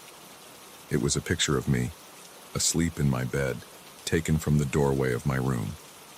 And there, sitting on the edge of the bed, was one of the shadowy figures. It was more clearly defined than I'd ever seen before. It had a face now. My face, but wrong, twisted, with eyes that were too large and a smile that was too wide. As I stared at the photo, the figure turned its head, looking directly out of the picture at me. Slowly, deliberately, it winked. I ran.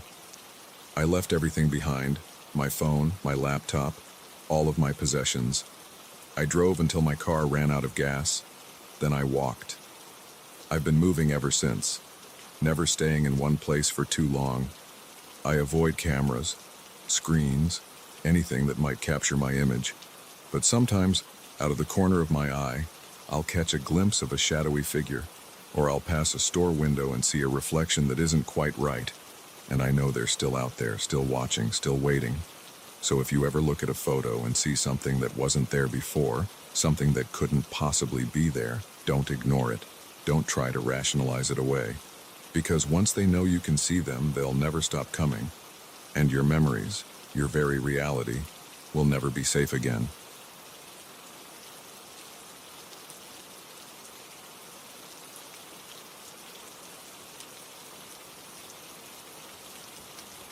The first time I heard my name whispered from an empty room, I dismissed it as my imagination.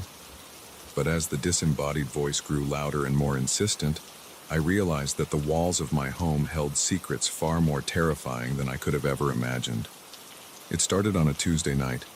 I remember because I'd just settled in to watch the latest episode of my favorite true crime series.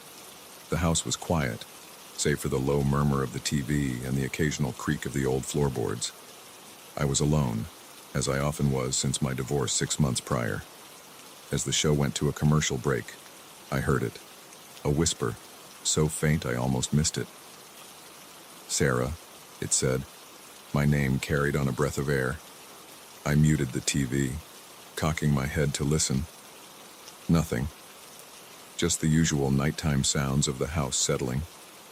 I shrugged it off, blaming it on my overstimulated imagination. True crime shows had a way of making you jumpy. But then it happened again the next night, and the night after that. Each time, my name whispered from a different part of the house. From the kitchen while I was in the living room. From the upstairs hallway while I was in the bathroom. Always when I was alone. Always just out of sight. At first, I tried to rationalize it. Maybe it was the wind, somehow finding its way through the cracks in this old house and creating sounds that only seemed like words. Or perhaps it was a neighbor's TV, the audio somehow carrying through the walls in a way that sounded like my name. But as the days passed and the whispers continued, I found it harder to dismiss. They were becoming clearer, more distinct, and there was something about the voice that nagged at me, a familiarity I couldn't quite place. I started avoiding empty rooms, keeping the TV or music on constantly to drown out any potential whispers. I bought a white noise machine for my bedroom, hoping it would help me sleep through the night without being jolted awake by my name being called from the darkness. It didn't help. If anything, the voice seemed to grow stronger, more insistent. It started saying other things too, not just my name. "Help me," it would plead. Or sometimes, more ominously, "I'm coming." I reached out to friends, trying to casually bring up the subject of hearing things in an old house. They laughed, sharing their own stories of creaky pipes and settling foundations. But none of their experiences came close to what I was dealing with. In desperation, I called a local paranormal investigation team. They came, armed with EMF detectors and spirit boxes. They spent a night in my house, but found nothing out of the ordinary. Sometimes old houses just make strange noises, the lead investigator told me with a sympathetic smile. I wanted to scream. This wasn't just strange noises. This was a voice, clear as day, calling my name.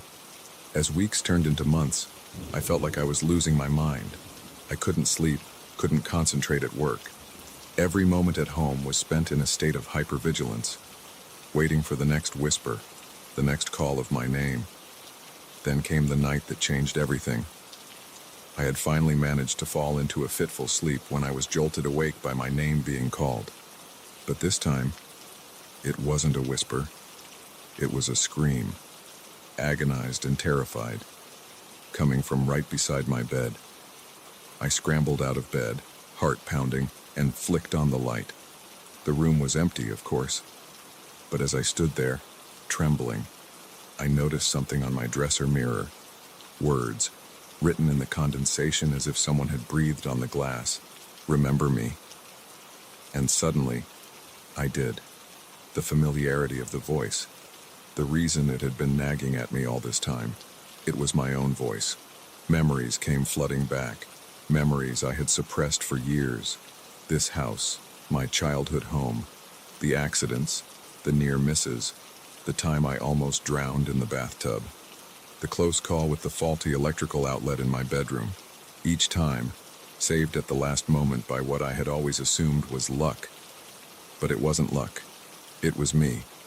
Or rather, other versions of me. Versions that hadn't been so fortunate. Versions that had died in this house, their spirits trapped within its walls. As this realization washed over me, the whispers grew to a crescendo. Dozens of voices, all mine, all calling out at once. Some pleading for help, others warning of danger, still others simply crying out in eternal anguish. I sank to the floor, overwhelmed by the cacophony of my own voice coming from every corner of the house. How had I forgotten? How had I let myself move back into this house, the site of so many near-death experiences? In that moment, I understood why I had been drawn back here after my divorce. Some part of me had known, had been trying to remember. The other versions of me, the ones who hadn't survived, they had been trying to warn me all along. As dawn broke, I made a decision. I couldn't stay in this house, couldn't live with the constant reminders of my own mortality echoing through the halls. But I couldn't simply leave either.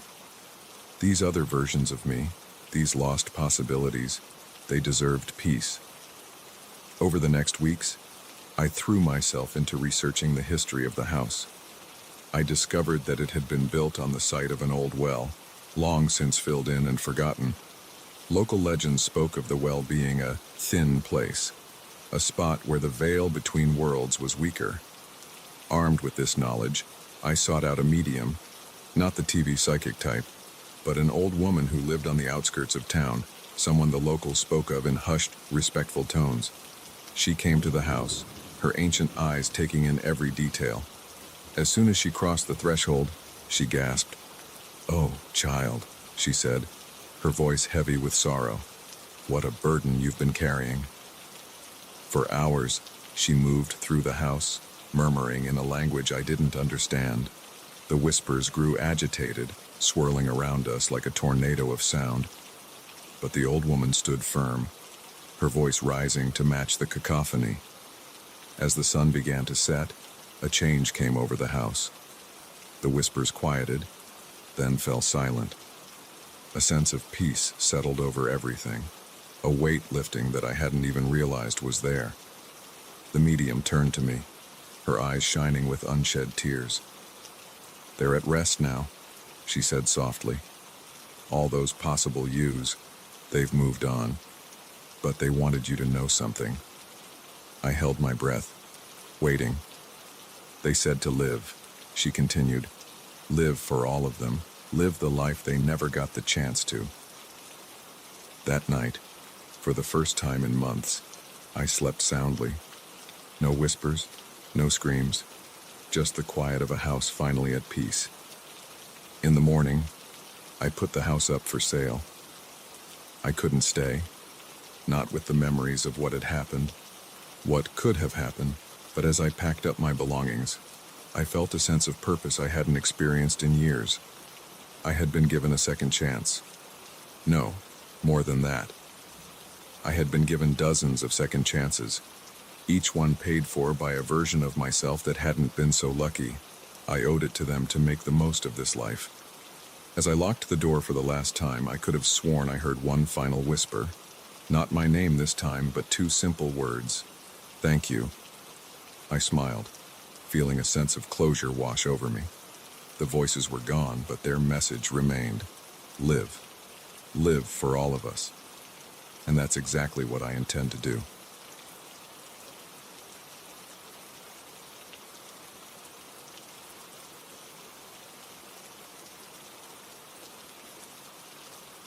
The day I found my diary entries rewritten was the day I began to question my own sanity. It wasn't just a few words changed here and there. Entire events had been altered, memories rewritten in my own handwriting.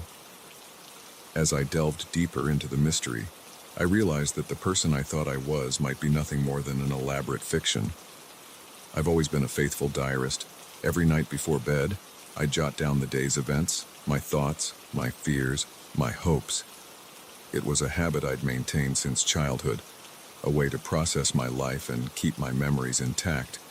My collection of journals stretched back years, each one a time capsule of a different version of myself.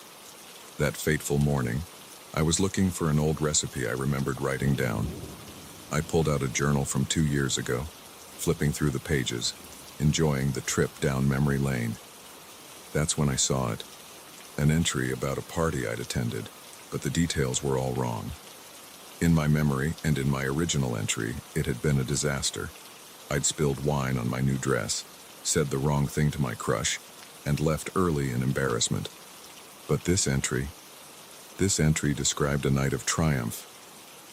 In this version, I'd charmed everyone with my wit, danced the night away, and even shared a kiss with the very person I'd embarrassed myself in front of in reality. I stared at the page, my heart racing. The handwriting was unmistakably mine, down to the little flourish I always put on my Ys. But the content, it was as if someone had taken my memories and twisted them into a more palatable version. Confused and more than a little scared, I began to flip through more of my journals. With each page, my sense of unease grew. So many entries had been changed. Small things at first. A bad grade turned into a good one. An argument with a friend rewritten as a heart-to-heart talk. But as I delved into more recent journals, the changes became more significant. The weekend I remembered spending alone, crying over a breakup, was now filled with adventures with friends. The job I'd been rejected from, according to this new version, I'd turned them down for a better offer. Even my relationships were different. People I remembered drifting apart from were now described as close confidants. I felt like I was losing my mind. How could this be happening? Had I somehow blocked out the real memories and invented these less flattering versions? Or was someone gaslighting me on an epic scale, somehow mimicking my handwriting perfectly? I needed to know more. I began to cross-reference my diary entries with other records, photos, emails, text messages. What I found only deepened the mystery. In some cases, the new diary entries matched up with evidence I found. There were photos of me at events I didn't remember attending, text messages making plans I had no recollection of. But in other cases, my original memories were supported by hard evidence. The rejection email from that job was still in my inbox, contradicting the diary entry that claimed I'd turned them down. It was as if two versions of my life were overlapping, neither one fully real or fully false. I felt like I was standing on shifting sand, unable to trust my own memories or the written record of my life. I couldn't keep this to myself any longer. I reached out to my best friend, Alex. We'd known each other since college, and if anyone could help me make sense of this, it would be him. I invited him over, my journal spread out on the coffee table. As I explained what I'd found, showing him the altered entries, I saw a range of emotions flicker across his face: confusion, concern, and then recognition. "Sarah," he said slowly, "those new entries, that's how I remember things happening." I felt like the floor had dropped out from under me. "What do you mean?" I asked, my voice barely above a whisper. Alex looked uncomfortable. "The party you mentioned, I remember you being the life of it. You were amazing that night. Everyone was talking about how funny and charming you were." I shook my head, unable to process what I was hearing. "But that's not what happened," I insisted. "I made a fool of myself. I left early." Alex's brow furrowed. "Sarah, is it possible that you've been remembering things wrong? That maybe these new entries are actually the truth?" I wanted to argue, to insist that I knew my own life. But a seed of doubt had been planted. If Alex's memories matched these new entries, what did that mean? Was I the one who had it all wrong? Over the next few weeks, I fell down a rabbit hole of research. I reached out to other friends, family members, even old acquaintances, asking about specific events. The results were mixed. Some confirmed my original memories, others aligned with the new diary entries. It was as if I was living in two parallel timelines, both equally real and unreal. I started seeing a therapist, hoping to make sense of what was happening. Dr. Kaufman listened patiently as I poured out my story, showing her my journals, explaining the discrepancies. "Memory is a tricky thing," she said after I'd finished. "Our brains don't record events like a video camera. We reconstruct our memories each time we recall them, and they can be influenced by our emotions, our current circumstances, even by the act of recalling them. But this is more than just misremembering," I argued. "These are complete rewrites of my life, and some of them are supported by evidence." Dr. Kaufman nodded thoughtfully. "There's a phenomenon called confabulation," she explained. "It's where people create false memories, filling in gaps in their recollection with details that seem plausible. In some cases, people can create entire false life histories, believing them to be true. The idea that I might have invented whole swaths of my life was terrifying, but it didn't explain the physical evidence that supported both versions of events. As the weeks turned into months, I found myself slipping into a kind of double life. I began to accept both versions of my memories as potentially true, existing in a state of quantum uncertainty where my past was both one thing and another until observed. I started writing my diary entries differently, acknowledging both versions of events. Today, I either stayed home and read a book, or I went hiking with friends. Both feel equally real, and I'm no longer sure which actually happened. It was maddening, but also strangely liberating. If I couldn't trust my memories, if my past was mutable, then perhaps my future was more open than I'd ever imagined. Then came the day that changed everything. I was flipping through my most recent journal when I noticed something odd, an entry for tomorrow's date. I blinked, sure I was seeing things. But no, there it was, an entire page describing a day that hadn't happened yet. With trembling hands, I read the entry. It described a normal day at work, a lunch with a friend, an evening spent watching a new TV show. Nothing extraordinary, but it was undeniably a glimpse into the future. I stayed up all night, alternating between staring at that entry and pacing my apartment. Was this a premonition? A hallucination? Had I finally cracked under the stress of my shifting reality? When morning came, I decided to put it to the test. I followed the schedule laid out in the entry exactly. I went to work, had lunch with the friend mentioned, who had, indeed, called to make plans just as the entry said, and spent the evening watching the show described. Every detail matched. It was as if I had lived the day twice, once in writing and once in reality. From that day on, I found entries for future dates appearing regularly in my journal, sometimes just a day ahead, sometimes weeks or even months. They didn't appear for every day, and they weren't always accurate. It seemed the future could be changed, unlike my rewritten past. I realized then that my journals weren't just records of my life. They were actively shaping it. The rewritten past, the premonitions of the future. Somehow, my diaries had become a conduit for altering reality itself. I don't know how or why this is happening to me. I don't know if I'm blessed or cursed, sane or crazy. All I know is that every night, I sit down with my journal, my pen hovering over the page, and I wonder, am I recording my day, or am I writing my future? Am I remembering my past, or am I rewriting it? In the end, I suppose it doesn't matter. My life, my memories, my future, they're all there on the pages, waiting to be written, rewritten, and lived. And isn't that, in a way, true for all of us? We are the authors of our own stories, even if we don't always realize the power of our words. So now, as I put pen to paper each night, I do so with intention. I write the life I want to live, the person I want to be. And in doing so, I've found a strange kind of peace. After all, if reality is mutable, if the past can be rewritten and the future foretold, then anything is possible. And that, I've discovered, is both the most terrifying and the most liberating truth of all.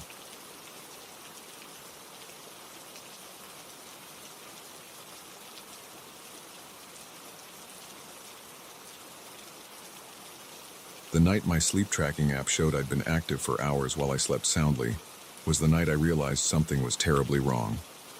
As the mysterious nighttime activities escalated, I began to question not just my sanity, but the very nature of reality itself. I've always been a tech enthusiast, eager to try the latest gadgets and apps, so when a new sleep tracking app hit the market, promising to analyze sleep patterns and offer insights for better rest, I was quick to download it. The interface was sleek, the features impressive. It used my phone's sensors to monitor movement and sound, creating detailed reports of my sleep cycles. For the first few weeks, everything seemed normal. The app showed me falling asleep around 11 p.m., cycling through light and deep sleep phases, occasionally stirring but generally resting peacefully until my 7 a.m. alarm. The data matched my subjective experience. I felt well rested and energized during the day. Then came that fateful night. I went to bed at my usual time, drifting off easily. When I woke the next morning, I felt refreshed, ready to start my day. But when I checked the app, what I saw made my blood run cold. According to the data, I had been active for nearly 3 hours in the middle of the night. The graph showed periods of movement consistent with walking, even leaving my bedroom. There were spikes in the sound recording, as if I'd been talking. But I had no memory of any of this. As far as I knew, I'd slept soundly through the night. I told myself it must be a glitch. Apps malfunction all the time, right? But a nagging doubt lingered in the back of my mind. I decided to set up my old webcam, pointing it at my bed. If anything strange happened again, I'd have video evidence. For a few nights, nothing unusual occurred. The app showed normal sleep patterns, matching what I saw on the webcam footage. Just me, lying still in bed, occasionally shifting position. Then it happened again. The app reported over 2 hours of nighttime activity. With shaking hands, I checked the webcam footage. What I saw defied explanation. The video showed me sitting up in bed around 2 a.m., my eyes open but blank, unfocused. I watched in horror as my on-screen self got out of bed and walked out of frame. For the next 2 hours, I periodically returned to the room, moving items around, sitting at my desk writing something I couldn't make out, even appearing to have a conversation with an unseen person. At 4:17 a.m., the me on screen finally returned to bed, lying down in the exact position I'd woken up in. My eyes closed, and I appeared to fall into a deep sleep. I felt like I was losing my mind. How could I have no memory of this? Was I sleepwalking? But I'd never had a history of that, and this seemed far more complex than typical somnambulism. Desperate for answers, I set up more cameras around my apartment. I installed motion sensors, sound recorders, even an infrared camera. I was determined to capture every detail of these mysterious nighttime activities. Night after night, the pattern repeated. I'd go to sleep, and my nocturnal self would awaken, moving through my apartment with purpose. Sometimes I'd write pages of text that made no sense in the light of day, strings of numbers and symbols that looked like code, but no programming language I recognized. Other times, I'd rearrange my belongings into bizarre patterns, only to return them to their original positions before morning. Most unsettling were the conversations. The cameras would show me talking animatedly, gesturing as if communicating with someone. But no one else was ever visible in the footage. The audio recordings picked up my voice, but the words were distorted, as if being spoken underwater or in some unknown language. I became obsessed with solving this mystery. I spent my days analyzing the footage, trying to decipher the strange writings, researching every possible medical and psychological explanation. I consulted doctors, sleep specialists, even paranormal investigators. No one had any concrete answers. The lack of sleep began to take its toll. Dark circles appeared under my eyes. My work performance suffered, and my relationships began to strain. Friends worried about my increasingly erratic behavior. But how could I explain what was happening without sounding completely insane? As weeks turned into months, the nighttime activities grew more elaborate.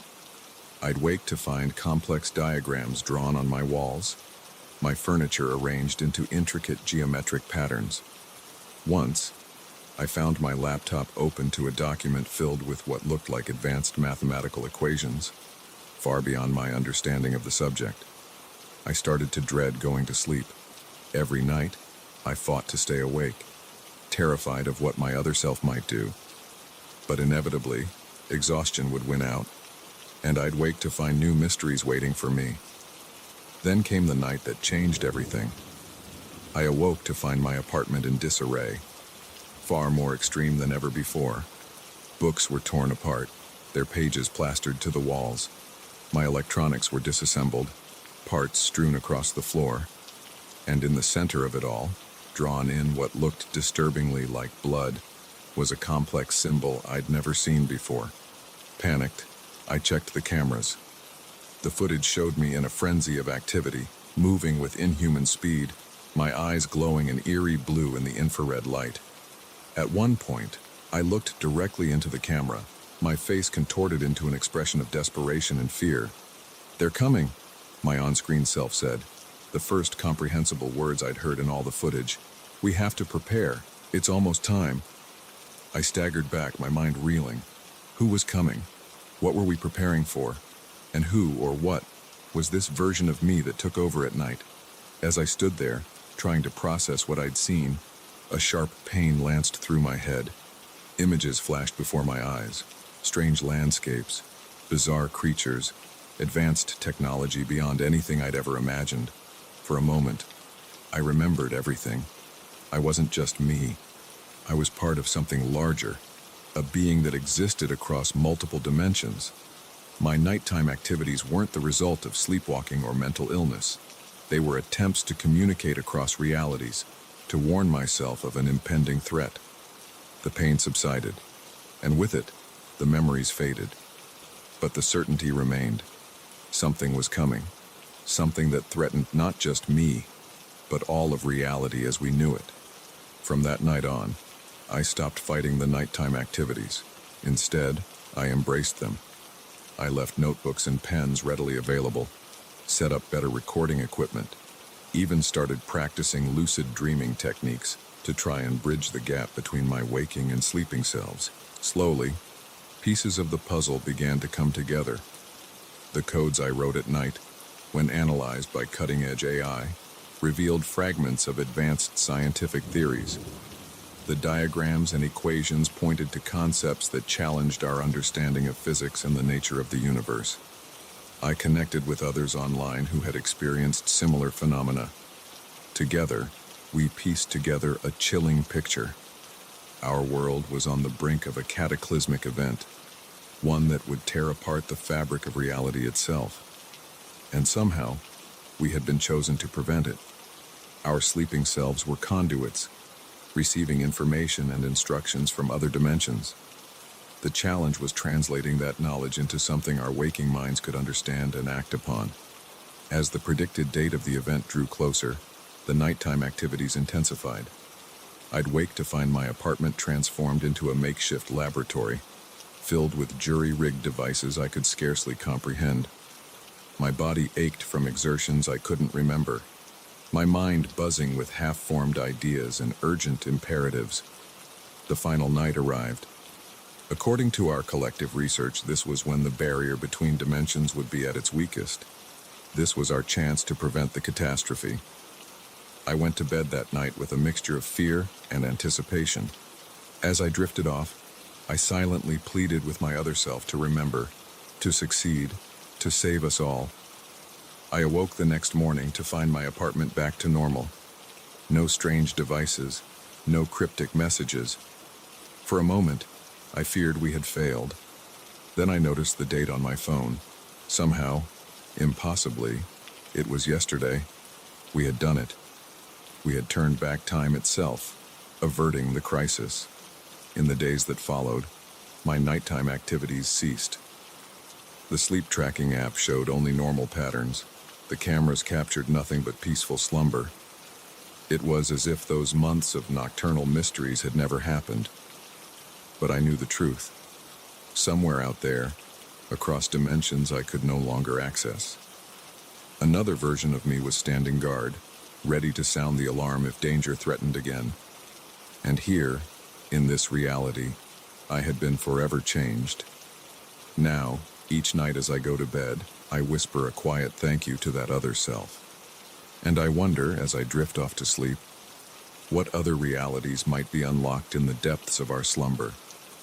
For in the end, I've learned that the boundary between waking and dreaming, between one reality and the next, is far more permeable than we ever imagined.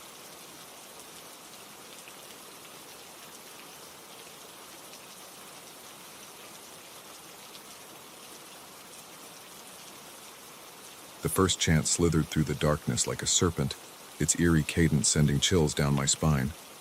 I froze in my sleeping bag, straining to hear over the pounding of my own heart. There it was again, a rhythmic, guttural sound that seemed to come from everywhere and nowhere at once. This was no ordinary night in the woods, and as I would soon discover, we had stumbled upon something far more sinister than any of us could have imagined. It was supposed to be a simple camping trip. My best friends, Mike and Sarah, and I had planned this weekend getaway for months. We were all busy professionals in our late 20s, desperate for a break from the grind of city life.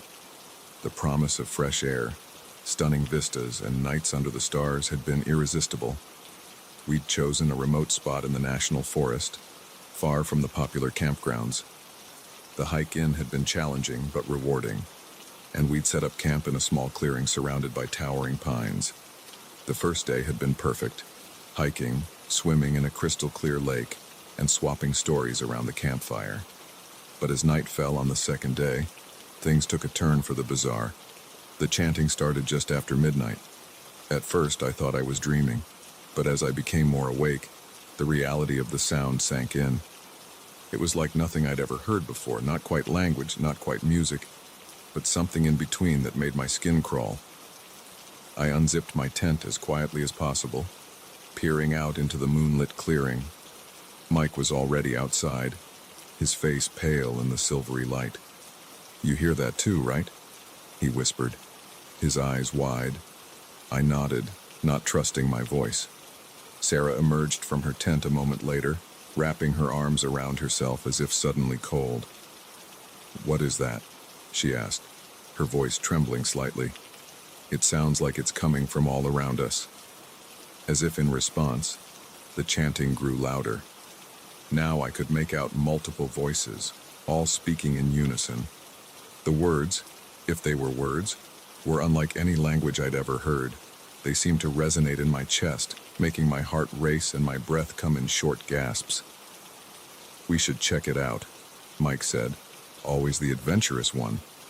"Are you insane?" Sarah hissed. "Haven't you seen any horror movies? This is exactly how people get killed." I was inclined to agree with Sarah, but curiosity warred with my fear. What if someone was in trouble? What if this was some kind of local ceremony we'd inadvertently interrupted? "Look," I said, trying to sound calmer than I felt. "We'll just take a quick look. If it seems dangerous, we'll come right back and pack up camp. Okay?" After some debate, we agreed. We grabbed our flashlights and a couple of hiking poles for protection, then set off in the direction where the chanting seemed loudest. The forest at night was a different world. Shadows danced in the beams of our flashlights, and every snapping twig made us jump. The chanting grew steadily louder as we walked, guiding us deeper into the woods. After about 15 minutes of tense hiking, we saw a faint glow through the trees. We killed our flashlights and crept forward, using the moonlight to navigate. What we saw in the clearing ahead would haunt my nightmares for years to come. A group of figures stood in a circle around a large, flat stone. They were cloaked in dark robes, their faces hidden by deep hoods. In the center of the circle, atop the stone, lay what looked horribly like a human form, though it was hard to be sure in the flickering firelight. The chanting reached a fever pitch, the guttural sounds echoing through the trees. One of the figures stepped forward, raising a gleaming object above their head. With a start, I realized it was a knife. "We need to get out of here," I whispered urgently. "Now." But before we could move, the chanting stopped abruptly. The silence that followed was deafening. Then, as one, all the hooded figures turned to face us. "I'll run," Mike yelled, all pretense of stealth forgotten. We took off through the forest, branches whipping at our faces as we ran. I could hear sounds of pursuit behind us, crashing footsteps and guttural cries that sounded more animal than human. My lungs burned and my legs ached, but terror drove me onward.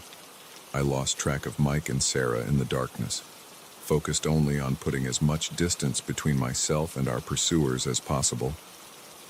A root caught my foot and I went down hard, the breath knocked out of me. As I struggled to get up, a hand grabbed my ankle. I kicked out blindly, connecting with something solid. There was a grunt of pain, and the grip loosened enough for me to scramble away. I ran until I couldn't run anymore, finally collapsing behind a fallen tree. My heart was pounding so hard I was sure it would give me away. I lay there, barely breathing, listening for any signs of pursuit. Minutes passed, then an hour. Slowly, the normal sounds of the forest returned, the hoot of an owl, the rustle of small animals in the underbrush. But there was no sign of Mike or Sarah. As the adrenaline wore off, the reality of my situation sank in. I was alone in the wilderness, lost, with no supplies, and no idea which direction would lead me back to our camp. And somewhere out there, a group of murderous cultists was probably still looking for me. I waited until the first light of dawn before moving. Every shadow made me flinch, every sound sent my heart racing. But I knew I couldn't stay put. I had to find help, had to alert the authorities about what we'd seen. It was mid-afternoon when I finally stumbled onto a hiking trail. An hour later, I ran into a group of day hikers who, alarmed by my appearance and wild story, called the park rangers. The search for Mike and Sarah went on for days. They found our campsite, undisturbed except for some strange symbols carved into the surrounding trees. But of my friends, there was no sign. The clearing where we'd seen the ritual was empty when the rangers found it. No stone altar, no signs of fire, nothing to corroborate my story except some flattened grass and more of those eerie symbols carved into the trees. I spent hours with the police and FBI, recounting every detail of that night. They were skeptical, I could tell. Without Mike and Sarah to back up my story, and with no physical evidence of the cult, they seemed to think I was either crazy or involved in my friend's disappearance. It's been 5 years since that night. Mike and Sarah were never found. The official report lists them as missing, presumed dead, possibly due to animal attack or accidental fall in the wilderness. But I know the truth. Sometimes, late at night, I think I can hear that chanting again, drifting on the wind. I've moved 3 times, but it always seems to find me. I've learned to live with the constant fear, the feeling of being watched. But worse than the fear is the doubt. Did I really see what I think I saw? Or did my mind conjure up some elaborate fantasy to explain a tragic accident? I've spent countless hours researching cults, obscure religions, and occult practices. I've joined online forums and support groups for people who've had similar experiences. And slowly, I've started to piece together a terrifying picture. Whatever I saw that night, whatever took Mike and Sarah, it wasn't human, at least, not entirely. The symbols, the chanting, the ritual, they all point to something older, something that lurks in the shadows of our world, waiting to be summoned. I don't go camping anymore. I avoid the wilderness altogether. But sometimes, when I look out my window at night and see the trees swaying in the wind, I can't help but wonder, are they really just trees? Or are they something else? Something watching, waiting for the right moment to reach out and pull me back into that nightmare. One thing I know for certain, there are things in this world beyond our understanding. And sometimes, ignorance truly is bliss. Because once you've glimpsed behind the veil, There's no going back. The knowledge haunts you, changes you, and you're left wondering, always wondering, when they'll come for you next. So if you're ever in the woods at night and you hear something that sounds like chanting, don't investigate. Don't try to be a hero. Just run. Run, and don't look back. Because some things, once seen, can never be unseen, and some rituals, once started, can never be stopped.